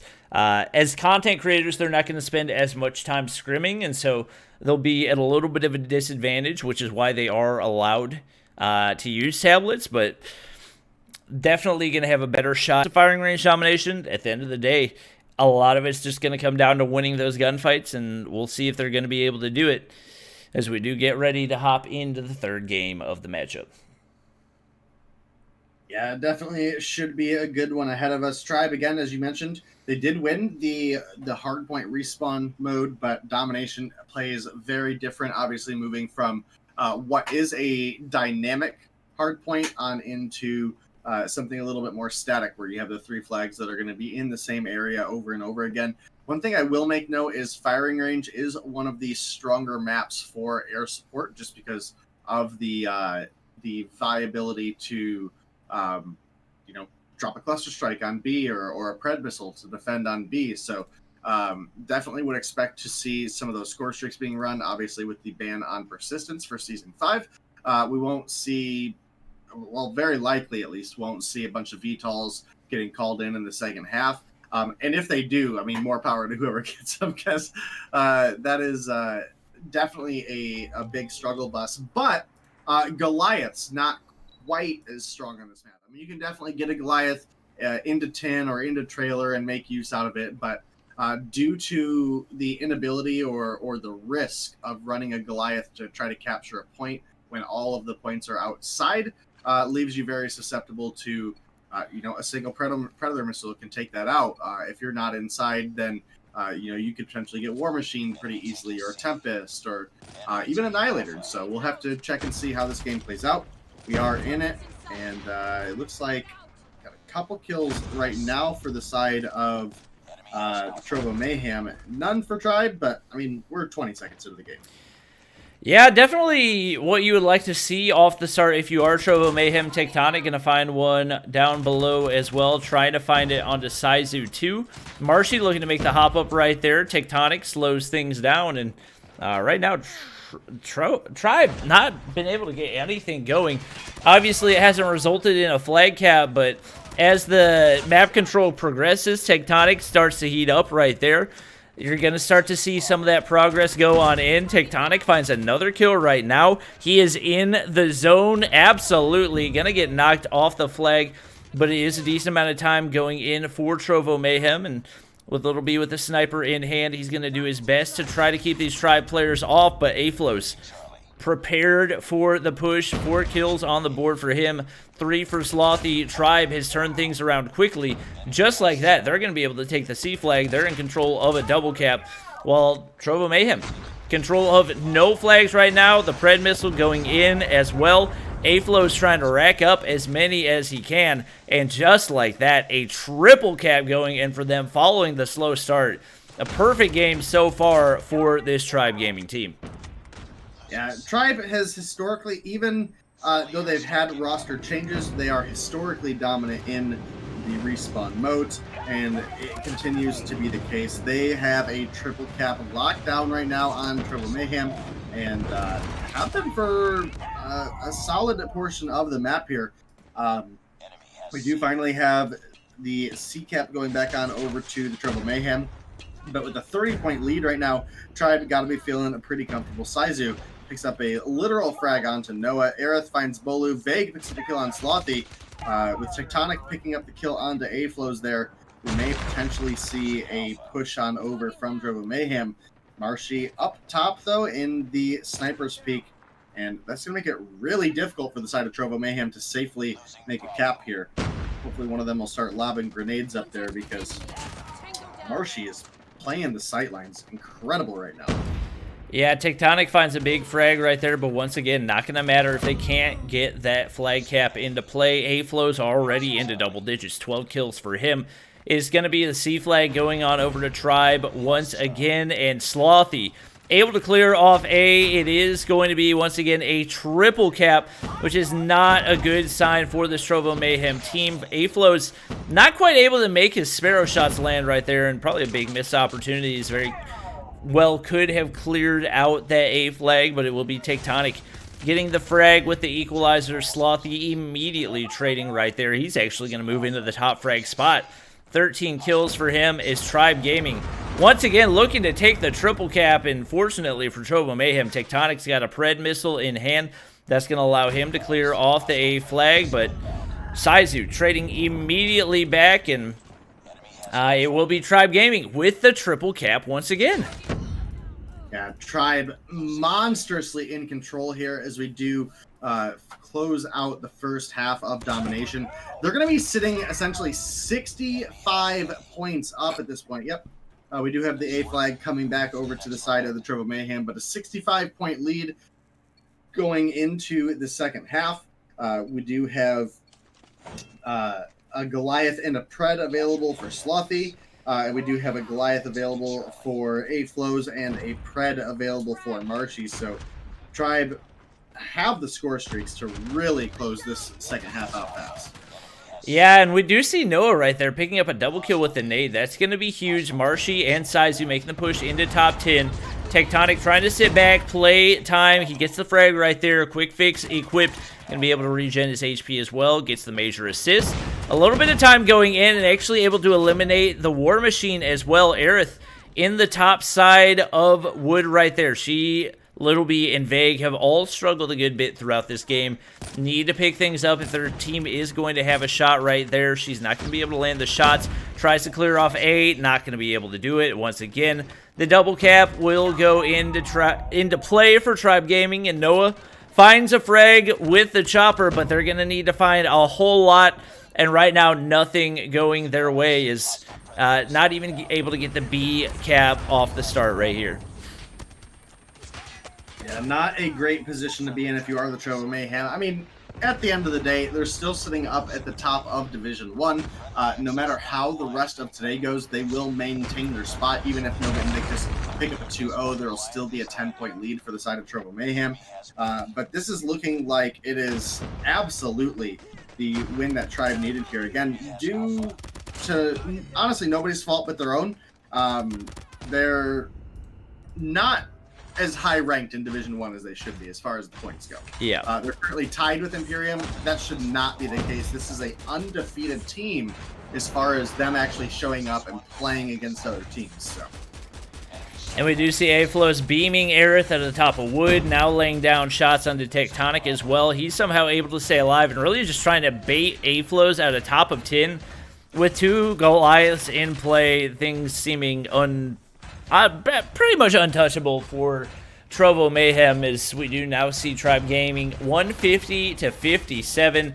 As far as their map control, it has been impeccable and untouchable. A-Flows finds another one right there. 20 kills for him, 21 for Slothy. Bolu on the inside of a Goliath as well, 18 for him. We see Marshy with the Tempest in play. Aerith is going to be able to find a snipe, but right now it's going to take an absolute miracle for Trovo Mayhem to turn this one around. And especially with that Goliath still remaining in the top of Wood, the triple cap going in for Tribe Gaming. That all but seals the deal for this team. Yeah, and this was really big for Tribe. And for beating the Trovo Mayhem, I believe for the 2-1 win, they'll pick themselves up 15 points. So that will bring them a little bit ahead of Imperium, but obviously with Imperium yet to play today, Imperium may be able to take the first place lead. Which again, if you are the Trovo Mayhem, you're honestly hoping for that, right? Because again, Tribe have been their own worst enemies, so one more game that they have to have 5 people show up and not DQ in, it's honestly probably one of your better hopes for Trovo Mayhem as we get closer and closer into the finals, because Tribe in Respawn are just absolutely fearless. I mean, they have massive control against the top scoring team in the league right now. They won 250 to 85 and then 200 to 70 in the 2 Respawn games. Yeah, I mean, that was... I was expecting a good matchup. That, to be honest, had it been a 5v5 for Search and Destroy, Tribe probably would have gotten an easy 2-0 right there. You can see Slothy time and time again just finding the frags. 26 going in for him. Bolu not only getting the 21, but also 9 flag caps, and they were just doing everything right. They were winning their gunfights. They were making the rotations. Really, it was the map control that did it for them. Both games were able to get a double cap off the start, and that really set the pace for the entirety of the game. And if you look over at Trovo Mayhem, Tectonic, the only player able to go positive. We saw the same thing with Little B in game number 1, where if you only got one player going positive, you're just not really going to stand much of a shot or really have any type of a chance, especially against an experienced team like this Tribe Gaming team. So definitely a huge win for them. That's going to solidify them in a big way in the number 1 spot for Division number 2. Obviously, it only puts them 20 points ahead of Nova Imperium, but being able to get a 2-0... Or wait, no, they get 30 points for that. They get 30 points for that. Wait, no, 15 points for that. 15 points. Yeah. But still, that's what I was saying. A big 15 Nova points. Imperium were able to win a 2-0, yeah, that would put them up 5 points. So, again, for Trovo Mayhem moving forward, your hope is that Tribe have an extra match that they have to play. Because the top team from each division does basically get a bye in the quarterfinals. They go straight to the semis. So anything that makes Tribe play an extra game at this point benefits everybody else in the league. Yep. Definitely a really impactful matchup. We'll take a look at the standings real quick. So Tribe Gaming now moving up, as you guys can see, to 85. I don't know who Nova Imperium goes up against tonight. Given the fact that it's not happening on stream, I've got a feeling it's probably not a super difficult matchup. You're asking about? Nova Imperium? Nova Imperium play Exiled, or Status Quo, I mean. Yeah. So with Status Quo being down at 0 points, you've got to have a good feeling that Nova Imperium probably gets the 2-0, and they probably do move up to the number 1 spot in Division 2. But at the same time, Tribe Gaming is the only team that has defeated themselves. Nobody else has beaten Tribe except for Tribe. So if they're able to continue that throughout the rest of the season, more than likely they'll be able to come away with the number 1 spot and be able to avoid any quarterfinal matchups. Obviously, we'll still have to wait and see. And we do still have more matchups for you guys tonight. Next up, we do have LA Gaming versus 11T. And 11T, another one of those teams in Division 1, trying to battle it out for a top 3 spot. This is going to be another crucial game for them. Yeah, you're absolutely right. And 11T are in that kind of 3-way hold for Division 1, in that they're sitting at 90 points right now. NL are sitting at 95 in 3rd place, and Nova Invictus are 100 points in 2nd place. So should Nova lose their game tonight to Zygnus, it's very likely 11T go from not being in quarterfinals territory to being in potentially 2nd place. NL actually, with their 2-0 win over Exiled earlier, I think that puts them up to 115. So 11T could potentially take 3rd place here, which again would put Nova Invictus in a really uncomfortable spot. But all 3 of those teams have tough matchups ahead of them. I mean, there's a couple that we can definitely predict to go one way or another, but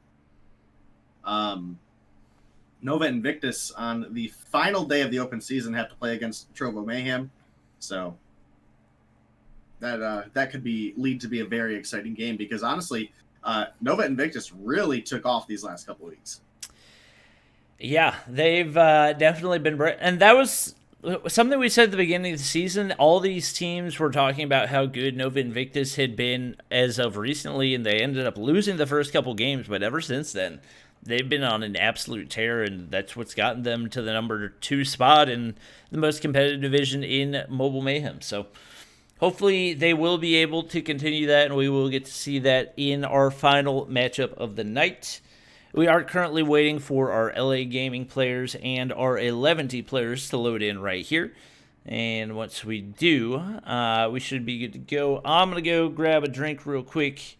And hopefully when I get back, we will have things squared away for the third match of the night. Yeah, definitely should be an exciting one here.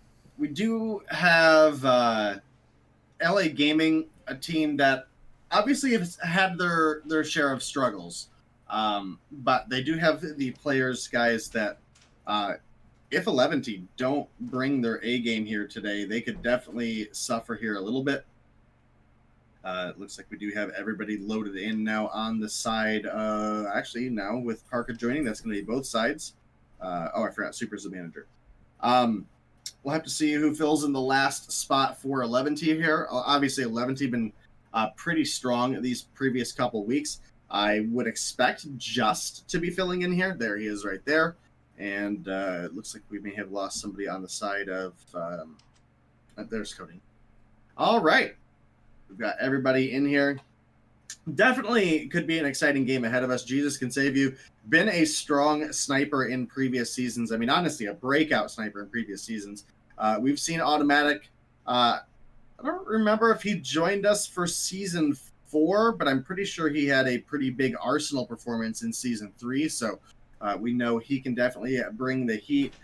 Coding as well, I think for Gene Gaming was quite possibly one of their strongest members, but the question mark here for me is if Zulf and Daddy Hub can compete with 11T, so definitely would expect 11T to have the edge here, but if they don't bring their A game, I could see a world where LA Gaming could potentially at least take a game off.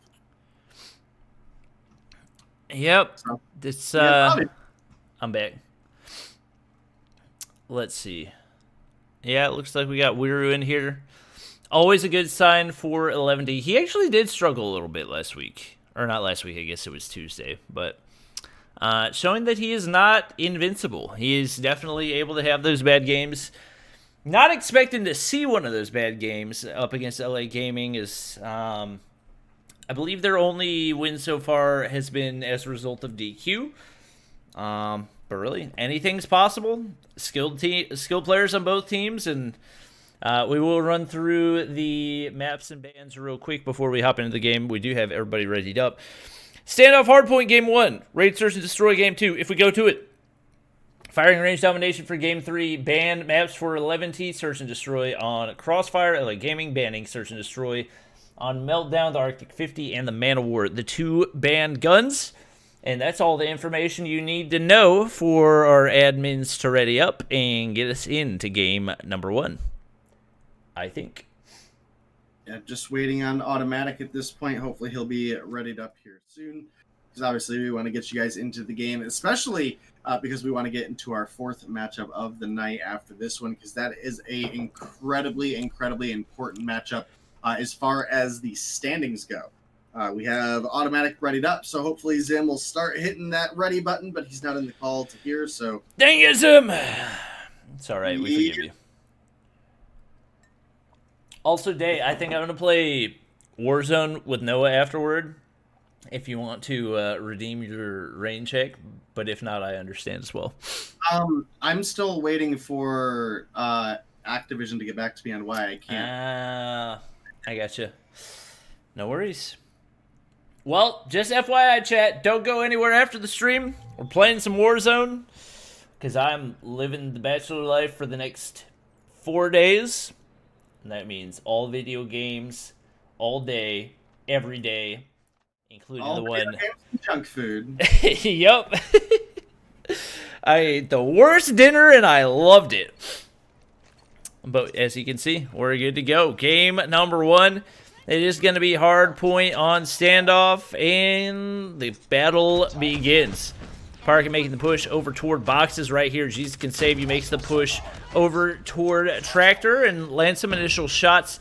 It is going to be Yuji with a double kill off the start. He has been so lethal with that shotgun, especially in those last couple of weeks. Zolf actually going to slide the corner, gets the frag with the Fennec, which is really, really good. I'm surprised we haven't seen the Fennec used more, especially in the first couple of hard points on this map. With the number of close range encounters that you have, it's just so very good. Hub going to be able to get the frag right there, but just with the refrag automatic with the HSO-405 in hand. And that's a gun we've seen a couple times, but not too terribly consistently. Yuji going to find another frag, and actually a lot of shotguns in play right now. Yuji with 4 kills.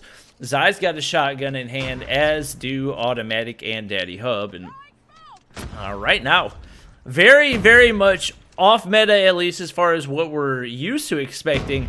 But definitely a nice breath of fresh air to see a little more variety when it comes to the guns that a lot of these players are using. Yeah, absolutely. And, you know, we've seen a lot more shotguns in play in the later stages of Season 5 here as well. That's something that once upon a time kind of dominated the field and then went away for a while as some nerfs came through.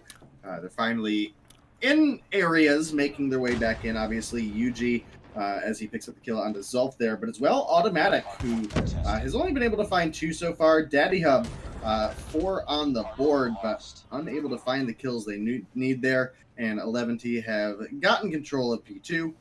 And we'll start to lessen the gap that LA Gaming were able to get off of P1. And it looks like they're not even bothering, which I think is the smart play here. I definitely like that they're just going ahead and getting set up for next. Wiro picks up a kill out of Daddy Hub, but Automatic is there waiting. And Automatic has actually been really big with that shotgun so far. So even though it doesn't have a great rate of fire, decent hip fire, decent ADS range, and 5 kills on the board for him, really just an ideal weapon for holding down these hard points. And when you use it in its prime range, it's going to be really dominant like we've seen so far. It is going to be LA Gaming taking the lead right here. And we, for the most part, I would say probably expected for this to be a relative blowout, but they've been really holding their own right here. And even with Yuji popping off 9 kills, we're popping off 9 kills as well. They've been able to balance things out, and we do see 11D taking control of the hill, but some rotations going in for LA Gaming. Wiru slides the corner, gets kill number 10 to move him up to top of the leaderboard. Will be 11T now taking the lead, as well as he finds another kill right there. And they'll be able to hold it at least for the time being as these LA Gaming players try to make the rotation on over to P4. Yeah, very, very close game so far between these two teams. I'm actually pretty impressed by the way LA Gaming are playing right now. As you mentioned, Automatic having a pretty sizable impact, as well as Daddy Hub. 7 kills for each of them. Coding leading the team with 9, but honestly, nobody really struggling on the side of LA Gaming. Meanwhile, we have Zai sitting down at 1 kill and Parka at 2. Yuji obviously really rocking it though, 13 kills. We're with 11, helping keep them in the lead, but not really the comfortable lead I would have expected out of 11T moving on into this matchup. Yep, Yuji, time and time again, making the big plays with the buy 15 for this 11T team. We see another one going in, make it a 2-piece, make it a 3-piece, make it a 4-piece. This man is on fire right now. He's going to call in the Pred Missile as well. Very nearly got a double kill with it. 19 kills for him. Most players haven't even crossed the double-digit mark. His teammate Zai and Parka both only had 2 kills apiece. Well, he's nearly at 20 right now, single-handedly carrying this team to the lead that they have at the current point. Yeah, and Yuji has been a big player for 11T all season long. We pretty consistently see him up in the 20 and 30 kill mark. But, you know, really kind of the one to mention here is Wiru. When he shows up in respawn, 11T tend to have the edge, as well as moving into search and destroy as well. He usually is pretty good about carrying that momentum forward.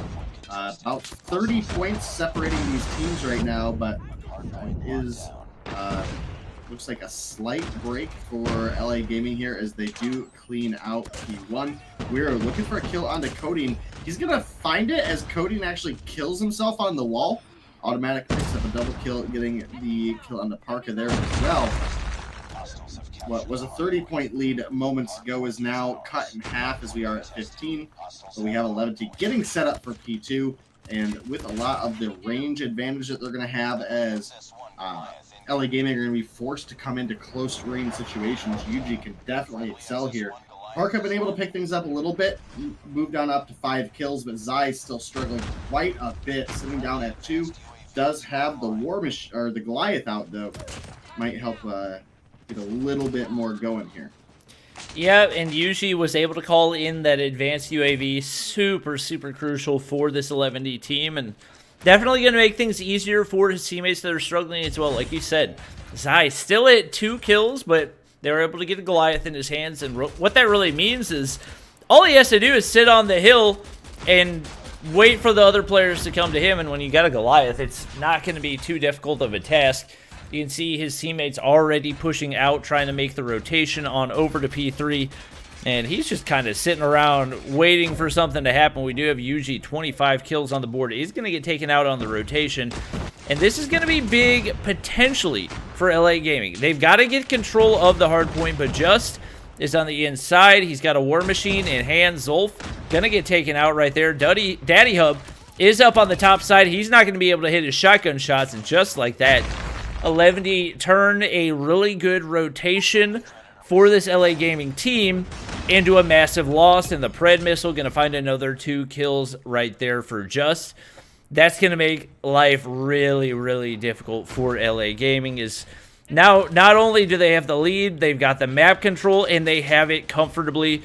Automatic trying to find the push on in, but with a Goliath on the outside, it's not going to happen right there. Another kill goes on in for Just. 22 for him, 28 for Yuji, 20 for Wiru. Those 3 single-handedly carrying this 11D team right now. Yeah, single-handedly between their 6 hands, Bobby, but... You know what I mean! That was horrible, I'm sorry. 11T do look like they're getting ready to close things out here. Not enough points on the board for them to win on this objective, but with the lead they've been able to turn around, you absolutely expect them to be closing this one out here pretty soon. LA Gaming, I mean, honestly, they started off looking really good. They started off looking like they were ready to put up a big fight, but that has so far, unfortunately for them, not been the case. They were able to find a little bit of room early on, but it has very quickly fallen apart. Yeah, I mean, when you look at Wiru, Yuji, and Just combining for, what, probably 90 kills right now, probably be 100 kills by the end of the game. It might not be by the end of the game, because if we do see a break come in for 11D right here, then the game's going to be done in a matter of seconds. We do see Automatic holding down that doorway with a shotgun. Pretty effective strategy, if I were to say so myself. And the nade kill going to be big, but Just waiting on the outside. Yuji now up to 35 kills. LA Gaming with 2 players trying to hold this down as long as they can. We'll see how long they're able to keep it up, and especially with Yuji on the outside. He's got the gravity spikes. He's got the shotgun. Zolf able to take him out, but it seems like right now LA Gaming just doing their best to avoid the inevitable. Yeah, it sure seems to be the case. I mean, we're about 5 points away for the side of 11T. Granted, I mean, again, this has been a big defense set up by the side of LA Gaming, but with Yuji picking up double kill there and Zai getting the kill, you very likely expect this one to be clocking out pretty soon. And with the kills coming through, that's going to be 11T picking up game 1 when they desperately need points here. Yep. And that, honestly, not too surprising of a result. We did see a really strong start for LA Gaming, but following the first couple of hard points, they were just not able to win the gunfights, even when they were making the rotation. I mean, when you go MVP Daddy Hub with 17 kills against MVP Yuji with 39 kills, I feel like that tells the majority of the story, even though Zai had he had a freaking rough game for 11D. Triple negative right there, which is not something, as far as I know, that we've ever seen for him before. Obviously, he is the OBJ player, but you expect him to have a little bit better KD than that. The top three, Yuji 39, Wiru 25, Just 27. I mean, those three combined, that's pretty much all you need to get a win. Yeah, they definitely were in control for quite a bit. Looking at the likes of Zai, though, did struggle quite a bit in the kills department, but as you mentioned earlier, OBJ is for the players that can't get kills. I'm just kidding. No, Zai, you normally do great. Everyone's got to have a bad day here and there, but 217 on the board for him. Automatic over on the likes of, why am I drawing like here? LA Gaming, a minute 43 for him, and what was a really spotty game for LA Gaming. When they came out the gate with putting up a really big fight, they had a really phenomenal defense boiling down into the second half. But, I mean, they've got to bring that same fire that they had in the second half of Hardpoint to every gunfight that they have. Because obviously there's not a lot for them to go off here for Season 5, but if we expect this team to move forward in Season 6, definitely got to step it up a little bit. Yeah, they. I mean, it's a lot of new players, and it's a very new roster as well. So you expect to see some struggles, and especially they're going. I mean, when you look at the Division 1 standings, 11D doesn't look that impressive. But when you look at it in the overall scheme of Mobile Mayhem, they're one of the top 3 or top 4 teams in all of Mobile Mayhem. So it's not like this is an easy team to go up against. They've got more points than the number 1 team in Division 1. And I think that does tell a lot of the story. You also got to keep in mind, we are getting ready to hop into Search and Destroy, which we would consider to be, I would say we'd call it Wiru's playground, as that's where he just absolutely, that's where he thrives. He just goes absolutely ham and does whatever the freak he wants. We have seen him struggle a little bit, but typically against an underdog, we don't really expect to see that. So I don't know what LA Gaming could potentially have to counter that. They're going to need to throw everything that they have at him. And we do expect to see Zai have a better performance than he did have in game number 1, especially as the primary sniper for the team. A couple other players will tend to pick up the sniper here and there, but he's typically their go-to. And him and Parka usually. Yeah. Those two definitely going to cause some issues for a newer team in LA Gaming.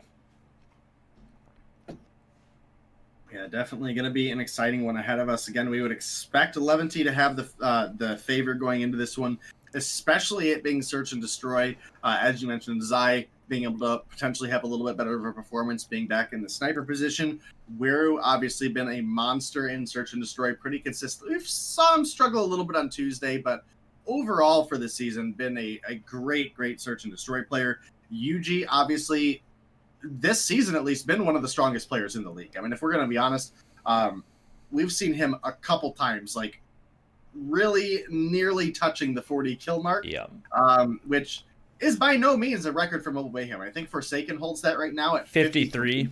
But, you know, being able to consistently pull 35, 36, 37, strong performance coming out of UG. Yep. It looks like my internet is struggling right now. I don't know why. I apologize if we do have any lag on the stream. I typically have like 20 uploaded, and right now I'm getting 2.2, so hopefully that is something that fixes itself. Oh my gosh, that looks so bad. Hopefully that'll get squared away relatively soon here. Thanks everybody for sticking around in the midst of the lag. Just waiting for Parker to ready up, and we'll be good to go for game number 2. based on the way that 11D's been playing. Based on the way that Wiru, Yuji, and Just have been playing, definitely expect Search and Destroy will probably go relatively quickly. And reminder, we do have one more matchup coming up, and we do have an interview coming up as well. Nova Invictus versus Zygnus going to be our final game of the night. Don't sleep on that matchup. Those are two really talented up-and-coming teams that have improved a lot throughout the entirety of the season, and I'm excited to see the matchup between those two. There's really a lot on the line for both of them. I think in general they're very even teams, but I would say as far as the standings go, the points are way more important for Nova Invictus at this point. Again, I kind of mentioned it earlier, not trying to trash talk anybody in Division 2, but your top three is basically solidified over here with Nova, Imperium, Tribe Gaming, and Zygnus. It's going to mostly boil down to in which order those three are going to go. Looking back into Division 1 once again, I believe we have NL Esports sitting up at 115 right now. In second place, 11T very likely jumping up to 110 after this next matchup, so that realistically puts Nova Invictus in fourth place with 100 points. So they massively need a win here over Zygnus. Again, Zygnus, they're kind of locked into quarterfinals, in my opinion, shy of just a really weird upset happening in Division 2. Yeah, it's definitely not going to be easy for either Strike Zone or Exiled to pull off a win, let alone a 2-0. So Zygnus definitely looking comfortable right now, despite the fact that were they to be in Division 1, they would be getting absolutely blown out right now. But sometimes it comes down to the luck of the draw, and that's the way that it rolls. We do have everybody readied up. Oh, we did have everybody readied up. Zim waited till the exact second when Zolf unreadied. And now we are good to go for game number 2, which is going to be Search and Destroy on Raid. Yeah, definitely should be. You would expect a. Okay, there we go. Now we got people. Okay. You would expect 11T to have a strong performance here, especially against, again, LA Gaming, a little bit newer of a team together. Definitely have some kinks to work out as far as their consistency goes over there as well. Versus 11T, who's, you mentioned it earlier, they've been kind of all over the place, but even when they do lose, they have a couple players, obviously, that really stand out. So against what I would consider to be a little bit easier of a matchup, again, because LA Gaming has phenomenal players, but the synergy isn't there. The teamwork isn't quite there yet. I would expect to see... no sniper for Parka. And actually, Yuji has a sniper out. Yep, Yuji and Zai both rocking the snipers. It's going to be Daddy Hub picking up the first couple of kills right there, taking out Wiru and Parka. Those are going to be two really big kills for this LA Gaming team. So that gives them a two-man advantage. The bomb obviously not down. It looks like Just might be AFK right here. And if that's the case, that is not a good sign for 11T, as we do see Codeine taking out Zai right there. And could potentially be something very similar to what we saw with Tribe Gaming in their matchup against Trovo Mayhem. Just whenever you do end up losing somebody, it has a really big impact. We do see Just now back into the game right here, but he's in a 1v5, and that is far less than ideal, and seems at this point to maybe be trolling. He's kind of waiting for LA Gaming to make a push up right here. We do have Daddy Hub with the shotgun in hand. A couple snipers in play as well. Only 30 seconds to go. Just probably going to be pushing on over to B if I had to guess. And he's just slowly proning his way up. But with only 20 seconds on the clock, you don't really have a whole lot of time to mess around with. He's going to make the push, but that's going to give audio cues to players on the inside of mid. Bomb is going to go down over onto B, but the collapse will begin very soon right here. As you can see, players left and right. Automatic's going to hit the snipe immediately. And to be honest, that was a little bit of a waste of time, as we spent 2 minutes around that probably could have been done in 1. It will be LA Gaming coming around with round 1. Yeah, LA Gaming definitely needed that turnaround there, just at least for their own momentum. I mean, obviously you would expect 11T to come through with the win here, but 11T are in a rough situation in the points department. They cannot afford a loss here. Even a 2-1 victory could really cripple their chances of catching up to NL Esports or in Nova Invictus. So pretty important game one way or another. And then again, our fourth matchup of the night should be honestly an even more exciting game, as well as the points over there just super important as well. Yeah, we do see Cody taking out Zai, Yuji, immediately trading Daddy Hub very low, but is able to get out alive. It's a one-man advantage for 11T right here. Daddy Hub is going to drop a two-man advantage right now, and wow, Wiru and Parka dropping off the remaining LA Gaming players very quickly right there. 11T jumping back into the control position with Yuji. 2 kills on the board. It was a slow first round for them, but seeming to be a lot more comfortable right now, and very interesting strategy for them. We typically see players, or really teams in this, go a lot over toward the A site, but a lot of B sends right here. We do see Zai dropping off immediately once again. Really just hasn't been his night, and the rest of the players are going to have to try to pick up the slack to get 11 this 2-0 win.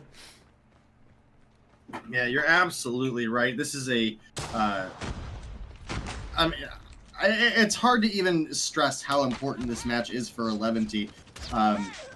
Coding almost finds Yuji there. He actually does pick up the kill. Daddy Hub gets the double kill onto Just and onto Yuji. That was massive for the side of LA Gaming. Yeah, I mean, that's another 5-0 for them. And 11T right now seems to be very hit or miss. They've got a total of 5 kills so far, and those are the 5 kills that got them the win in round number 2, but outside of that round, they haven't gotten a single kill, and not too surprised to see them now making the push on over to the A site. Definitely a more traditional push for a lot of these teams. We do see Yuji making the push on up. He's got the QXR in hand. Could potentially round the corner, and the laser sight going to get spotted right there. He actually ends up turning onto Coding on the inside, gets the frag. Zai finally finding a snipe as well. Parka finds one. Things falling apart for LA Gaming. Zolf and Jesus Can Save You trying to clutch up right here. Jesus Can Save You with the sniper in hand, but not able to land the shot. Waiting for somebody to make the rotation on through spawn, but if you're 11T, you don't really have much of a need for it. Jesus Can Save You actually hits the dark scope onto Zai. Beautiful shot for him, waiting for somebody to unprone, but it's not happening right now. Nobody for 11T over peeking at all. Zolf going to try to get the nade kill. Actually drop shots right there, but misses too many shots. Yuji is ready for it. Jesus Can Save You. Finds another snipe, but he's going to immediately get dropped by Just. That'll allow 11T to tie things back up at 2-2. Yeah, this has actually been a much more even search and destroy game than I would have expected to see. Jesus Can Save You and Coding having a massive impact. But honestly, Daddy Hub still rocking the looking for those close range matchups with the shotgun. Has so far worked out well for him, but Just is able to find the kill as he blows up the car there on what would have been B domination. Wiru picking up kill on Jesus Can Save You. Yuji picking up Coding. It's now Zolf and Automatic up against the remaining 5 members of 11T. Make that just Zolf, and Zolf not going to make it happen. That's a clean sweep round for the side of 11T there. Sides are going to switch, and this is honestly boiling down to be a way more exciting search and destroy than I thought it would be. Yeah, I very much expected this to be a blowout, and LA Gaming showing why they're one of the teams that ended up getting one of those replacement slots for a team that dropped out. They, even though they're one of the newer teams and they have had their struggles, showing that they can compete with the best of them in 11T, and right now keeping things alive. Coding is going to drop off the bat, usually taking out Daddy Hub as well. Wiru somehow staying alive. Didn't take a single shot right there. Zolf with a big drop shot, and he and Jesus Can Save You down to 2v2. Parka and Just trying to find the frags right here, and Just actually trying to get the flank right now. He's got the Fennec in hand, which is It's going to absolutely melt if he gets somebody in his sight, but you can see Zolf and Jesus Can Save You making the rotation on up to the B site. Parka trying to wait for his teammate to make the push along with him, but he's moving a little slow. Jesus Can Save You. Here's the footsteps. Zolf jumps up a little bit overexposed right there. Parka's going to need to reload, but just has his back right there. That's going to allow 11T to double up their lead and allows them to move up to 2-4. Yeah, and this is looking a little bit more comfortable and certainly more doable for the side of 11T. They only need to find 2 more rounds. LA Gaming, they could potentially push us into a game 3 if they're able to perform well here. But up against 11T, definitely going to be a hard struggle to find 4 rounds before 11T find 2. So far this round, however, it is a 2-for-1 trade. Make it a 3-for-1 trade for the side of LA Gaming. It's now a 3 versus 2. Yuji barely making it out alive there. Just kidding. I lied. Codeine going to pick it up. And we do have a bomb plant now going out. And it's Wiru, the lone member of 11T versus 3 remaining members of LA Gaming. And Wiru trying to clutch up right here. It would definitely be a clip for sure with only 30 seconds remaining. Everybody pretty close to the bomb site. 1 player on each side right here. Not going to be an easy push. I'm not sure what Codeine was looking at right there. We're going to get shut down immediately by Codeine. And LA Gaming sticking in it right now. You can see only 1 round separating these teams. Zai, who expected to have a bigger performance in Search and Destroy, just has not been able to get anything going. Only 1 kill for him, as the snipes have not been falling so far. Immediately taken out by Jesus Can Save You right there, and that'll once again give LA Gaming the lead. Yeah, Codeine gets a beautiful kill onto Parka and Just their big double kill for them. This potentially could be LA Gaming tying things up. They have a 3-player advantage right now. Wiru and Yuji, the only 2 remaining members. And Yuji, honestly, putting in mad work, 9 kills, Just with 6. We're struggling quite a bit. And this is realistically what we would expect to be a little bit more his comfort zone, at least based on a previous performance. I'm not sure what's going on this week, but we're struggling. Definitely not looking great for the side of 11T. Almost loses out on the gunfight there as well. One way or another, being in a 1v4 with 15 seconds left, not gonna happen. LA Gaming have tied things up 4-4 and starting to look a lot more doable for the squad. And this is one of those things that we talked about for 11T. It seems like in the really big matchups, they show up in a big way. They 2-0'd NL Esports, who's one of the top point getters in all of Mobile Mayhem. But now that they're going up against LA Gaming, who's not won a single game. They've not won a match, let alone a map. And yet we see them right here, keeping things even for 4. 4 players remaining per team right here. Parka is going to find a big 2-piece, but slides through, gets another one right there. 6 kills now on the board for him.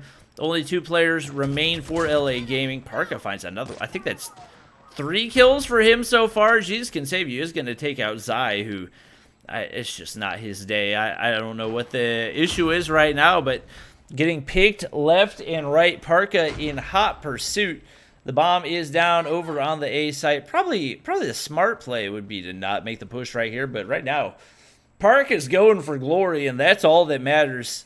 Prone in a pretty good spot to be able to sound out things, as we do see Jesus Can Save You now trying to find a pick right here, but Parka going to spot him right here. Gonna actually get hit marker, but the push on in, Yuji will get the frag. That will move 11T to match point at 5-4. Yeah, 11T poised to try to close things out in a 2-0 victory here. Again, they desperately need it for the points. They cannot afford to make a mistake here. Zai struggling today a little bit more than we would expect, but Yuji being up at 10 kills, Parka at 7, Just at 6, has been able to kind of help carry on through. Zolf picks up a kill onto Parka, but Just able to find a double. Daddy Up trades back. Jesus Can Save You picks up a clean snipe onto Yuji as well. Oh my gosh, Zai found the right time to come online right there. He takes out Daddy Hub on the inside of 4 corners right there. It looks like with the smoke going on up, could potentially pick up, or actually I think the bombs might be up in the sniper's nest right there. If I'm, no, it's on the inside of four corners, so that's going to be tough for Zolf to pick up. Zai down on the inside of basketball court. We do see Wiru over by poolside and now making the rotation on in as well. They're pretty content to play that bomb, and Zolf going to need to make something crazy happen to push this to around 11. You can see him proning in the top side of basketball courts. Wiru on the inside of four corners. Zai with the sniper in hand, and Zai's actually, or Zolf is going to get the call out for that. Unfortunately for him, the dead silence nerf going to make it really, really difficult to make the push on in and see if he can maybe manage to pick up the bomb. Wiru is waiting. He's on the head glitch. That's an easy frag for him. And 11 avoids potentially disaster right there as they do get the win 2-0 in a 6-4 search and destroy. Yeah, and again, 11 they needed the points there. It was definitely a struggle all through that search and destroy matchup, but definitely still a good win for them. Our last matchup for tonight is equally as important, but expected to be even closer than this matchup ended up being. That being Nova Invictus up against Zygnus. And again, Zygnus, in my opinion, kind of already locked into quarterfinals for Division 2. But with 11 picking up that 2-0 win, Nova Invictus are currently sitting out of the top 4. So not a great place for them to be in up against a team like Zygnus, as well as they on the 18th have to play off against Trovo Mayhem. So not a super exciting couple games ahead of Nova Invictus, but they're definitely still in a possibility where they could be in the top 3 and go into the quarterfinals. Yep. And we do actually have an interview for our final game of the night, featuring Day and one of the players for Zygnus. So we'll go ahead and hop into that. Hopefully by the time we are done, we should be good to go for our final match of the night. Hello, everybody, and welcome back once again to another interview here on Mobile Mayhem. Today, we have a band from Nova Invictus, a honestly star player this season, so we are glad to have you here, Band. How are you doing, man? I'm doing good, man. It's been cold all day. Just chilling, waiting for the game. Get warmed up. Yeah, you guys definitely have an exciting one ahead of you guys today. Up against... Just double checking here. We have you guys up against Zygnus. So, should be a pretty strong matchup between you guys there. You guys seem like pretty evenly balanced teams, at least as far as the public eye goes. Especially with how well you guys have been doing this season. You guys have really turned things around as a team from Season 4 moving on into Season 5. So is there anything you can tell us about maybe some of the practice or anything that went into it, or... Honestly, all we do is just spend time in the game, spend time on scrims, like 6-7 hour scrims a day. And then, just put time in the game, working together, get that chemistry with a new team, especially. And then, that's about it. Yeah, you guys definitely probably came into this season with a little bit of confidence. I know a lot of you guys had already been previously phone players, and in the first couple weeks it did look a little rough for you guys, but you guys have turned around the season in a big way, so kudos on that. As well as in the mid-season unlock here, we did have you guys pick up Impulsive from Status Quo, formerly Xset, and he seemed to have a pretty good performance for you guys, specifically in Search and Destroy on Tuesday's games. So, can you tell me anything about picking up Impulsive there? Bro, honestly, this guy just wants to work hard. Like the first week, he did pretty he did pretty decent, but it wasn't up to his expectations. And then, so he was just telling us that he's gonna bring it up. Like this man's willing to spend the time, get better at the game, and then it's been showing off. Especially in the other day's game against Eight Kings, he did so good. And then we didn't even know he snipes in S&D. And then at that game, he just told us like, oh, I'm gonna snipe. I'm gonna get that first pick. and then he did get the first pick, matter of fact. And then yeah, he's been great. Yeah, it was definitely a shock for me to see him snipe. Obviously, coming from the previous team, he was with Meralto, where he was kind of one of the top slayers for respawn, and Meralto was always the one we saw with the sniper. And I think he opened up with a big performance for you guys yesterday. So I think he'll be a really big pickup for you guys, especially with how tight Division 1 is right now. I know I was going over some of the scoring with you earlier. You guys are up over 5 points over NL, at least as of recording. Obviously, as the games today progress, that may or may not change.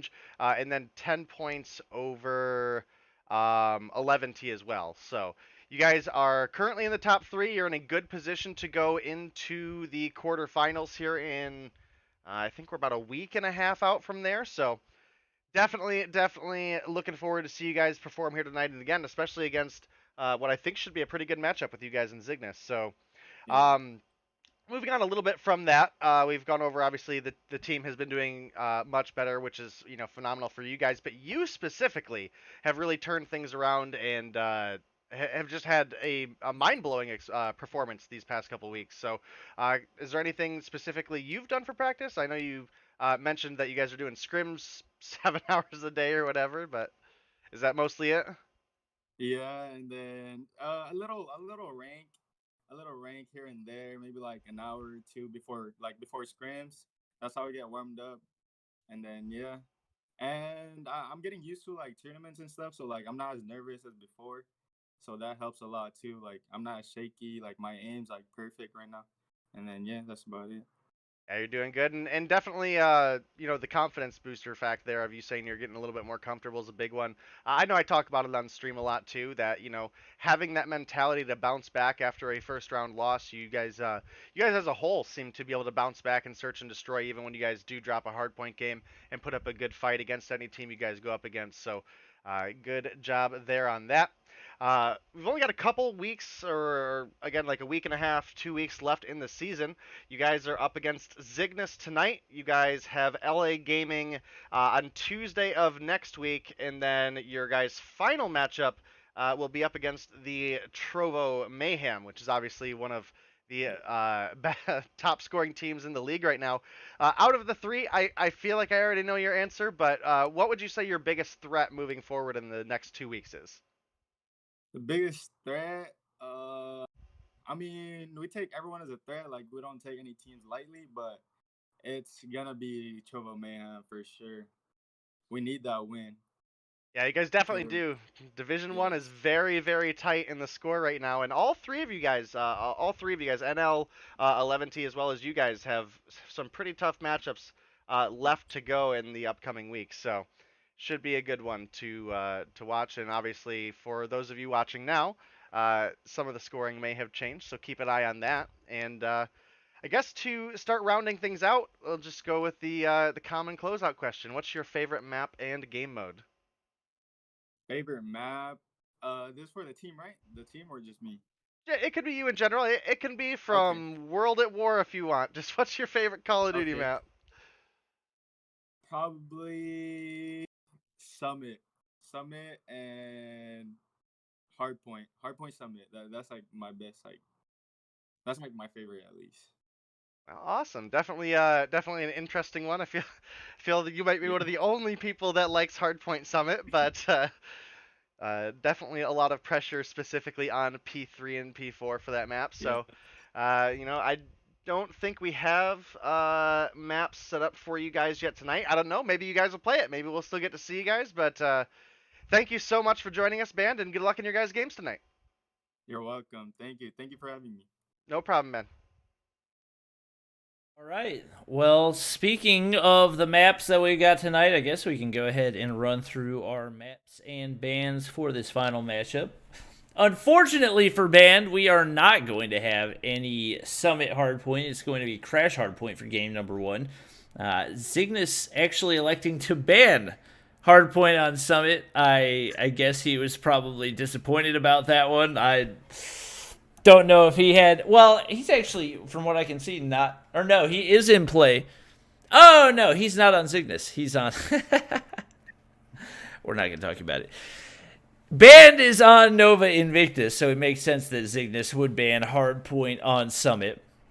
Nova Invictus banning hardpoint on Scrapyard. So the Arctic 50 and the DRH, the two banned weapons for this matchup. Expect lots of ASM 10s, Man of Wars, and HVKs. The Arctic 50, one of those guns that is becoming more and more frequently banned, and honestly, by the time we get to Season 6 of Mobile Mayhem, we just might not allow it at all. We'll have to wait and see. Hopefully we get some balance changes here and there. We actually are going to have a month in between Season 5 and number 6 when we are going to have a Battle Royale tournament happening. So you guys are definitely going to want to check that one out. But we do get a little bit of time when some of those balance changes can go into play, and hopefully we'll see some of those weapons like the Arctic 50, the DRH, the Man of War, the ASM-10, the HVK, hopefully get some balance changes, as well as some other guns, hopefully get some buffs. So we will be playing Crash Hardpoint for game number 1. Crossfire Search and Destroy, definitely an interesting one for game number 2, and if we go to it, it will be Raid Domination for game number 3. It definitely should be an exciting matchup between these two teams. Nova Invictus, a lot of teams revered as kind of one of the better teams in the league as far as scrims were going at the beginning. And they did struggle a little bit in the first couple of weeks. But they massively turned things around in specifically Band. One of the reasons we pulled him up as a interview is just because of how strong he's been performing these past couple of weeks. The pickup on Impulsive. The first day we saw it wasn't super great. I think that was last Thursday, if I remember correctly. But in the Search and Destroy matchup on Tuesday's games, he had made a pretty sizable impact for this team. So hopefully we'll get to see them perform pretty well here today. Obviously, they have no easy competition in that being Zygnus, a team that specifically when they have Bear and S-Thug both playing, can compete with the best. So we'll have to see if both these teams bring their A game here today.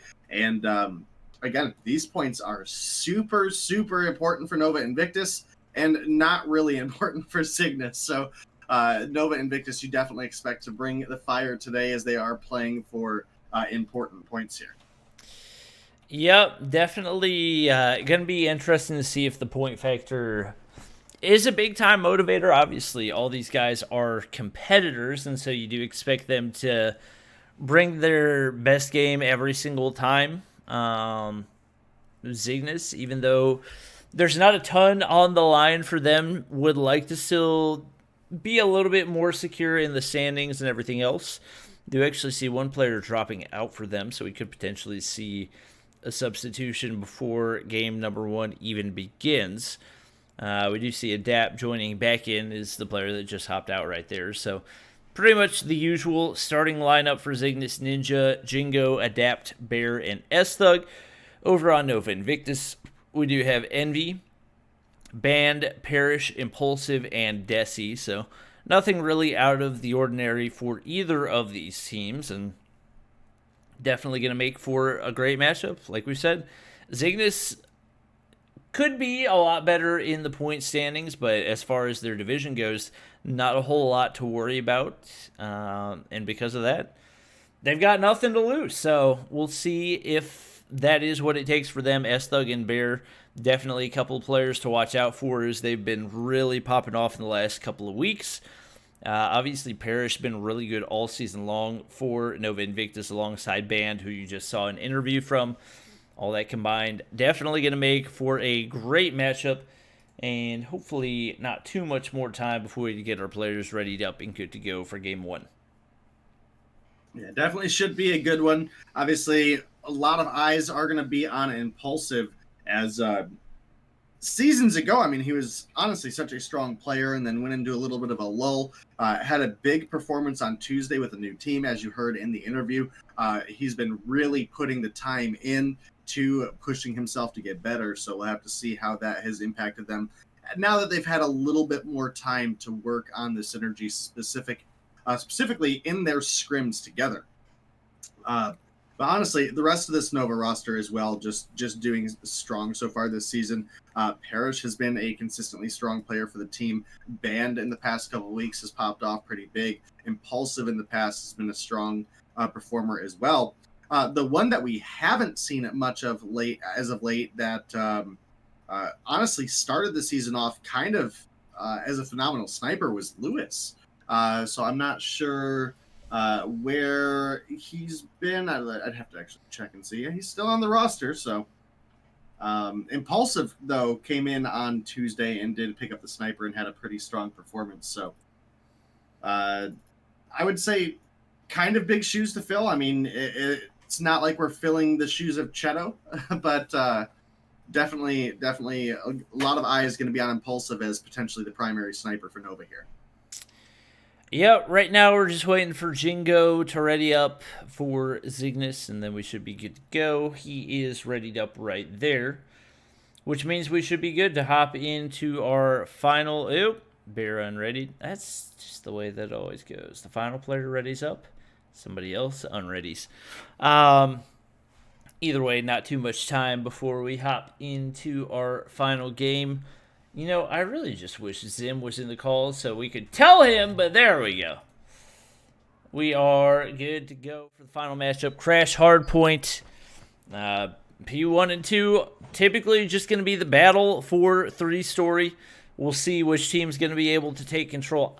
At this point, I don't know. I don't have a prediction on who wins this one.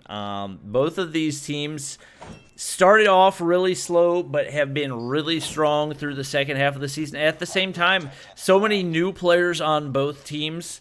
There's really anything could happen right now. We do see 3 players on the way into 3-story, and actually Envy's going to take out Jingo. It's a strong start for Nova. Invictus, Desi trying to make the push up toward that top side. Band making the push all the way through over towards Spawn, actually. There's a player up in top of 3-story, and Desi pretty content to sit in that middle area of 3-story with Bear over on the outside, immediately eliminated by Band with the Man of War in play. And a very strong start for Nova Invictus right here. Yeah, they've been playing it great these past couple weeks, and they are coming through with a pretty strong fire here on Hardpoint Crash. We do have some time on P1 now, going over just a couple seconds over to Zygnus, but Nova are massively in control of 3-story. As I say it, Desi, with absolutely no reason to lose that gunfight, gets massively turned on by Bear, and that was a big opportunity for Zygnus, but the feed just gets quickly filled up by Nova. Impulsive having a pretty big impact right now. Band up at 6, Impulsive at 5. This man is playing crazy right now. Bear with a big push is able to pick up a double and adapt, picks up a kill onto Desi.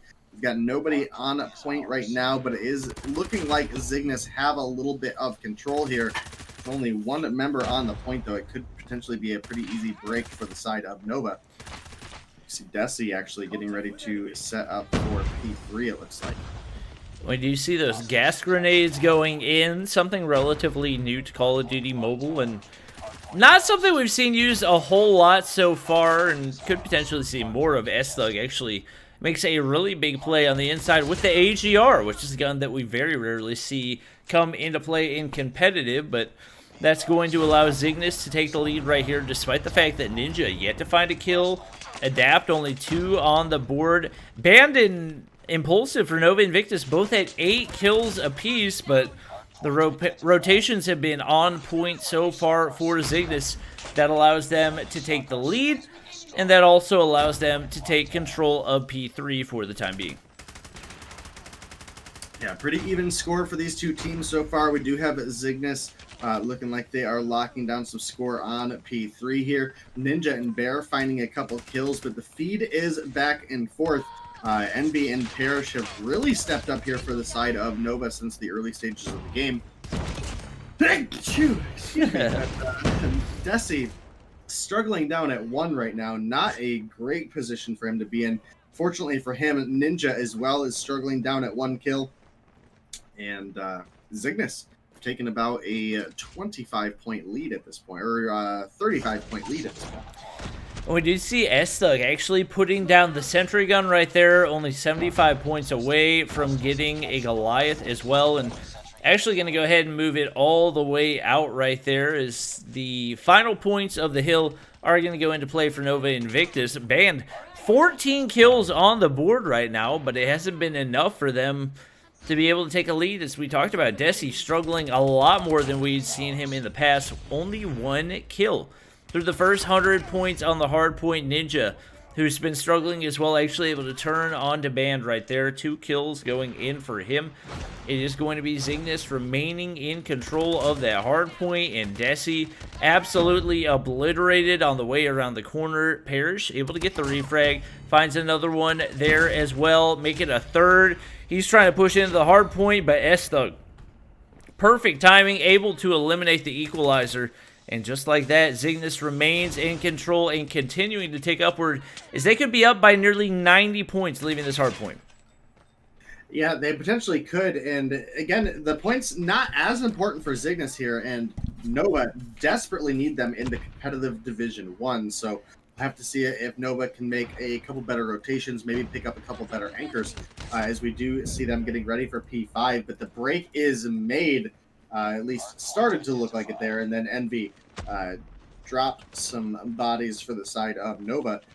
Desi still struggling down at 2 kills, and Impulsive, who started off with like 7 kills in the first 45 seconds or minute of the game, has been struggling to find any ground moving forward. Ninja turning things around a little bit now, 5 kills on the board. And we do see Envy, perfect spot for him. Easy double kill alongside the Pred Missile. He was actually at full streaks and only 300 points off of another Pred Missile right now. Since he's on the hill, he's like, what the heck? I might as well send out the drone. I don't know why he's using the drone in the first place, but Parrish filling up the feed single-handedly, a triple kill for him. And things looking like they're starting to turn around for Nova Invictus, as we do have Envy getting some information right there. Band finds a frag as well.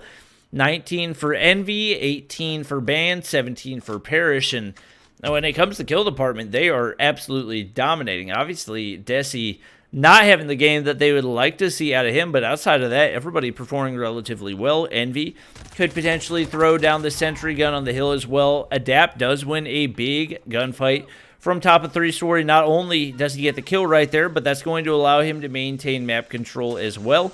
Gonna go ahead and absorb that shock RC. Nobody really pushing up for this Nova Invictus team, and he's going to be chilling for the time being, as we do see Desi outside the doorway, going to be able to win the gunfight. That's going to be big once again for Nova Invictus. Yeah, Nova Invictus definitely needed to... S-Thug died to his own Goliath! Oh no! Oh, that's yikes. That could be disaster. Well, looks like Jingo got it, but he is currently getting monstrously destroyed. Envy, great use of the Tempest there. I did miss what happened. Did it land on the car and roll over and just... No, he was up in top of 3-story, called it in, and ran into it as it dropped down right there. That was, I mean, not really disaster, but at the same time, when you got somebody pushing up with a Tempest, it was probably going to get taken out anyway, but definitely a really big missed opportunity for them. Oh, yeah, you're absolutely right. That would have been key on this map specifically. We talk a lot about Goliaths not being as effective in, a map like Firing Range, where Domination Firing Range, there's obviously a lot of outside objectives. A majority of Crash is all indoor, with like the exception realistically of like P1, which is still undercover to an extent, but you are susceptible to those Tempest, War Machines, Annihilators, and the likes of all of the operators. So definitely something to keep in mind there. We do have Nova coming back a little bit here, taking a slight lead for themselves. Nothing too crazy so far, but definitely some momentum they can start to work with. So they're sitting at about 8 points right now. Desi actually really turned around here. 10 points on the board. He was struggling down 4 kills below Ninja not too long ago, and really brought together when the team needed him most. And a lot of that could be attributed to why they were able to take the lead, and why it looks like they are trying to extend the lead at this point as well. Band 24 kills on the board, Parrish 27, Envy 24. Phenomenal turnaround from Nova here. Yeah, they've definitely been popping off in the second half. Parrish, especially alongside Envy, combining for 55 kills. He's actually going to prone and avoid the shock RC right there. Very nearly got the kill onto Adapt. He's going to end up getting refragged as Desi does pull out that Annihilator. And this has been, as we expected, a really, really close matchup so far. Desi trying to make the push on over, misses the initial shot with the Annihilator. Forced to pull out the Mana War, gets the initial kill, but Bear with the refrag, 24 kills for him. But right now you got to feel like Nova Invictus, even with the kill advantage, just not really able to open up any type of a gap right now. Only 13-point lead. And we do see Zygnus already in control of P4 right here, which is not going to be an easy break. The big frag goes in onto Desi from Bear, and with the shock RC going down into the hard point, it looks like Zygnus is set up really, really well for this. Yeah, they're definitely trying their best. Adapt stepping up for the team. 19 kills on the board for him. Desi and Band picking up a couple. And what was looking great for Zygnus went sour real fast as Band made a big push in. Parrish rocking 34 kills on the board. They made a big break on P4 here. We do have them off point right now. Hopefully they'll jump on and tick away some score. That was about 15 seconds of point that they missed there for question mark reasons. Yeah, they are able to hop back on if they can get the rest of the scrap time, which they very well should. They'll be very close to 220, which will only put them 30 points out from getting the win. It does look like we have Zygnus players already setting up over on P5. This is going to be a crucial hold for them. The nade's starting to go out. Lots of players using shrapnel right here to give them a little bit of excess explosive damage, and S-Thug just continually spraying down through that alleyway to try to hold things down and try to get his team as close as possible to a tie game, and they very well could do it if they get max time right here. You see S-Thug with the FHJ, Ban gets the frag, the refrag goes in for Ninja. This one absolutely looking like it's going to come down to the wire. Is Zygnus doing a really good job of holding P5, pre-firing those corners. Bear could very well throw out a Goliath right here as well, which could be big when making that rotation on back to P1. Not going to be able to win the gunfight. A big double kill goes in for Band. He could get the break right here, and that could be the difference in the game. But Bear waiting behind, 34 kills for him. He and Parrish, honestly, he, Parrish, Band, Envy, all going back and forth, all over that 30 kill mark. And this one looking like it is absolutely going to come down to the wire. Yeah, it looks to be the case. 1 point between these two teams right now. Actually, 2 as the hard point locks out. It does look like as we start rotating on over towards P1, which again, not a hard point you normally see a lot of points gathered on, but now that we're a little bit later in the game, have some score streaks available, have some operators available. It's still anybody's game, and Nova, if they're able to hold this down, they could potentially win off of this, but S-Thug spawns and across the map lasers Nova off the point, and just like that, Zygnus have made a really big push in, pretty much tying the game up 130-133 right now. We do have a couple members of Nova on point looking to secure the win. Parrish able to pick up a couple big kills there. Still only 7 points between these two teams. Enough time on the board that either team could potentially pick up a win here. Man, yeah. This is real close, Bobby. I mean, this is a crazy, chaotic P1. As you can see, S-Thug trying to get max time. Only 5 points separate these two teams. And at this point, it's going to be the battle for the 3-story. Envy's up top. That is not a good sign for Zygnus. He's going to get the major assist right there. It's going to be tough for this team to make a push on in. They've got a Goliath, but you see Envy. He's got the Tempest. He could potentially get the break right here. He needs to do it now. It's now or never. What a play by him. So many shots going through. He sets up the sentry gun right there as well. That could be the end of the road. Nova Invictus with the perfect plays. Envy, everything they needed. The contest goes in. I don't know how they were able to do it, but Nova Invictus still somehow comes out on top, 250 to 47. Yeah, that was a massive, massive win for Nova Invictus there. It was looking pretty sketch for them in the beginning, and then they bounced back, and it was back and forth. As you mentioned there, right at the end, Bobby, 250 to 247, a 3-point win over I believe, a third rotation of P2. So really, really great game there. A lot of players in this game popped off pretty hard. Envy, 42 kills. Parrish, 38. Band, 38. Desi started this game off so slow, ends up pulling out 27 kills. Impulsive, 25. Looking at the opposition, not hugely different with the exception of Ninja down at 15. Bear, 39. S-Thug, 31. Adapt, 28. Jingo, 23. And then, man, if Ninja would have just found two or three more kills that game, this could be a completely different outcome. Yeah, I mean, we don't see a whole lot of games like that, and I think what you take from that game is that was a really freaking long game. If you have 3 people on one team able to get 38 plus, that's just crazy, especially for it to come down to 250 to 247. Definitely a really solid competitive COD Mobile matchup, and that gets me excited for the Search and Destroy. Is obviously not everything will translate exactly the same when it comes to that, but just a lot on the line for both of these teams, and definitely going to make for a great matchup in our second game. Yeah, you're absolutely right. And a lot of this could really boil down to, again, I kind of put the spotlight on him and put him under the, kind of threw him under the bus. But Lewis was a strong sniper for the side of Nova. And Impulsive seems to have stepped onto the team. Lewis is sitting out. Impulsive is picking up that sniper role.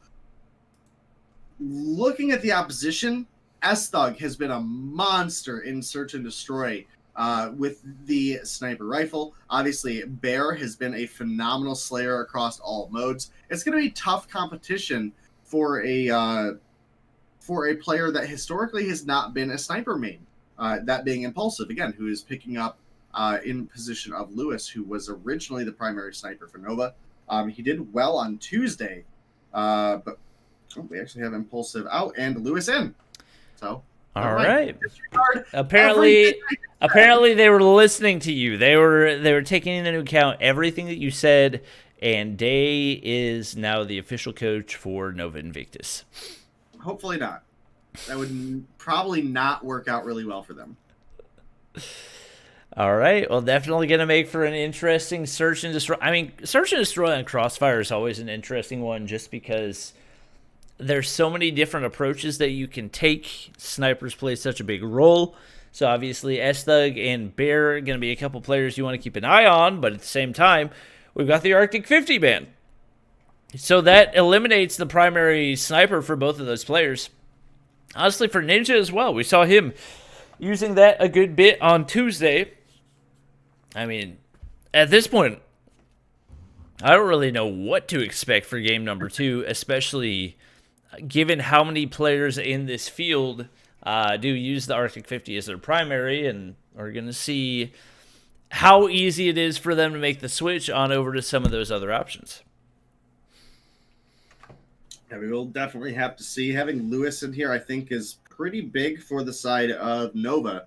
Hopefully him not having been around the past couple days or last week, hopefully it hasn't thrown him off his A game too much, because again, the points are super important for Nova here, and bouncing off the back of what was a huge and incredibly close game 1.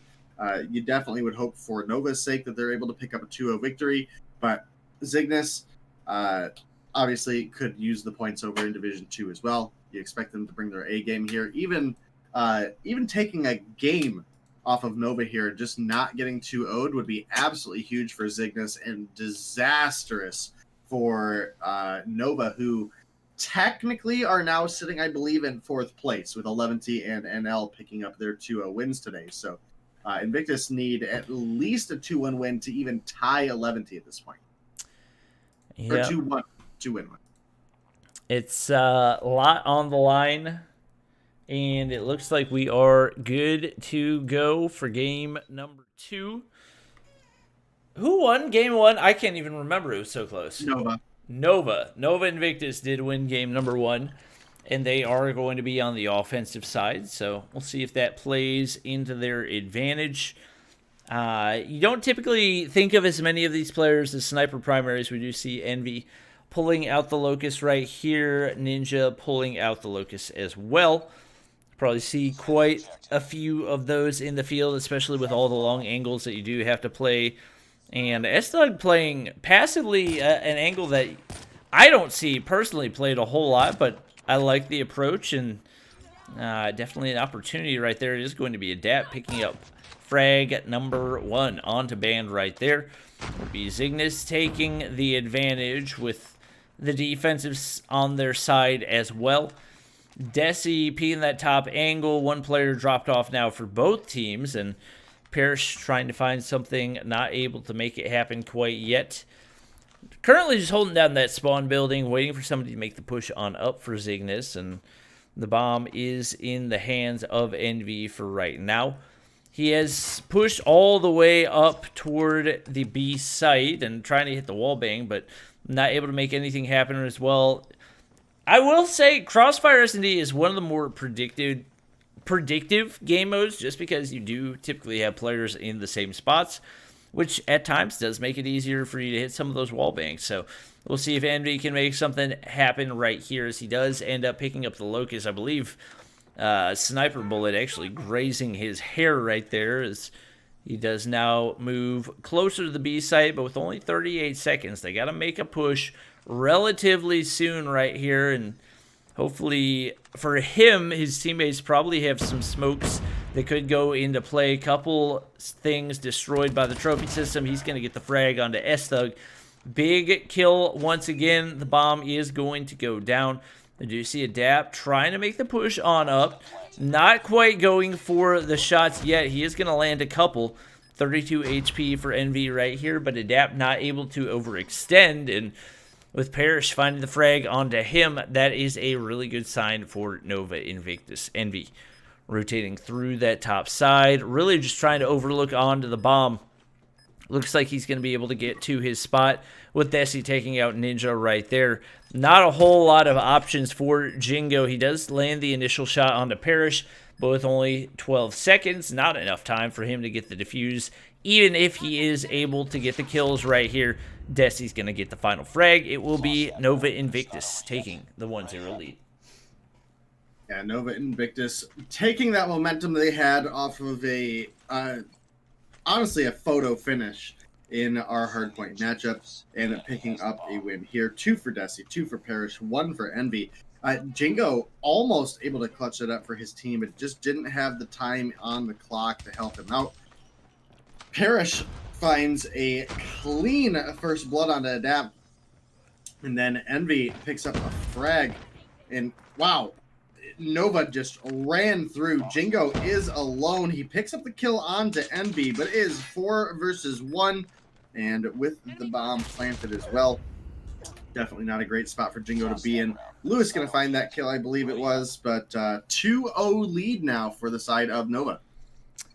Yeah, and they seem to be a lot more in control in the search and destroys. Desi and Parrish combining for 7 kills the first couple rounds. Really, really good sign for Nova Invictus, crossing through mid without even a smoke, and a lot of confidence displayed right there. We'll see if it continues. Band pushing all the way through nearly into the spawn of Zygnus right here, who's playing very passive. They got 4 snipers in play right now. Adapt is able to get the frag onto Parrish. That'll give them the advantage, but the bomb is going to go down onto B. Ban takes some initial shots, trying to land the wallbang onto S-Thug, not able to make it happen. He's going to be forced to hop up, retreat, and get the reload right here, but only 30 seconds for this Zygnus team to work with, and with pretty well spaced out opponents, it's not going to be easy. Ban landing some more shots right there. Couple frags do go in for Zygnus, and just like that, Desi's going to be the only player remaining right here. He's going to need to make some big plays. The double, can he get the triple? The defuse actually goes in right there, despite the perfect gunfight from him. Really well played from Zygnus, keeping themselves relatively close as they move to 1-2. Yeah, that was a big round from Zygnus to stop the momentum there. Still a lot of game ahead of us, could go either way. Jingo leading his team currently with 4 kills, Adapt with 3. Ninja finding 1, barely able to make it out alive as he got hit markered there. S-Thug finds a kill onto Band, which is huge for them, but Desi is going to return the favor quickly before getting dropped by Adapt. 1 player advantage currently for the side of Zygnus. Just as I say that, Bear gets wall banged. You kind of mentioned that a little bit earlier. A pretty predictive map can lead to a lot of unfortunate circumstances, and I'm going to chalk that up as one right there. Yep. 3 players remain for each team. No bomb down. We do have it in the hands of Envy right here as he pushes up. Would like to be able to get that trophy system down and maybe be able to get the bomb down as well. We do have Parrish push up in the top of that spawn building and trying to lay down some suppressive fire to let his teammate get the bomb down. The trophy system goes in right there. Adapt in his usual spot. Where Envy to go for the wallbang definitely would be able to get it relatively easily. Obviously, the smoke's going to go on in. Adapt trying to push on around, gets the perfect flanked onto Envy. Parrish gets a trade on to Ninja. Adapt doesn't seem to know that he's got 2 people right behind him right here. And with the bomb being down, not a great spot, but he is perfectly positioned. The sniper in the hands of Lewis could cause some issues right here. He misses the initial shots. And it's going to be Lewis and Parrish cleaning things up for Nova Invictus. And they will continue to extend their lead at 3-1. Yeah, if Nova Invictus are able to pick up a win here, they could extend their lead a little bit back into Division 1. That would put them up once again, 5 points over NL Esports and 10. Oof. I think that was a collat for Lewis right there. Yeah, looks to be the case there, Bobby, and it looks like we're going to have a fast B plant coming out from Nova, looking very much like we're about to have. Did Bear just get that through the smoke? Is that what I just saw? Very possible. It is very possible. You are not wrong. With a 4-2 advantage and a bomb planted, make that a 4-1 advantage for the side of Nova. Looks like they're about to push us on into a 4-1 situation. Going to be sitting just 2 rounds away from picking up tonight's win as a 2-0 victory, which again, desperately need out of them in Division 1. Everything is so close, and it's going to boil down all the way into Thursday of next week, very likely, based on the matchups that we have on Tuesday and on Thursday of next week. So definitely keep an eye out on the standings, even if you guys do miss a day of Mobile Mayhem, which you shouldn't. At least be following the Mobile Mayhem Twitter so you guys can keep up on the scores when they happen. Yeah, we do see frags going in for both teams. It is going to be Nova Invictus with a strong start. Parrish, the double kill, make it another kill going in for Band. Ninja going to be all by himself, and he just really hasn't been able to get anything going. And before I could figure out who I was supposed to spectate, Nova Invictus closes that one out in looking like they will get the 2-0 win that they really needed, and that seemed to be the least certain of all the matchups for teams through 2-4 in Division 1 for Mobile Mayhem. But they have come in clutch when they needed to. We do see Nays going in. S-Thug does get the first blood and make it second blood as well as he drops Lewis off right there. It looks like Zygnus will stay alive. A couple trades go on in. Parrish and Envy find some for themselves.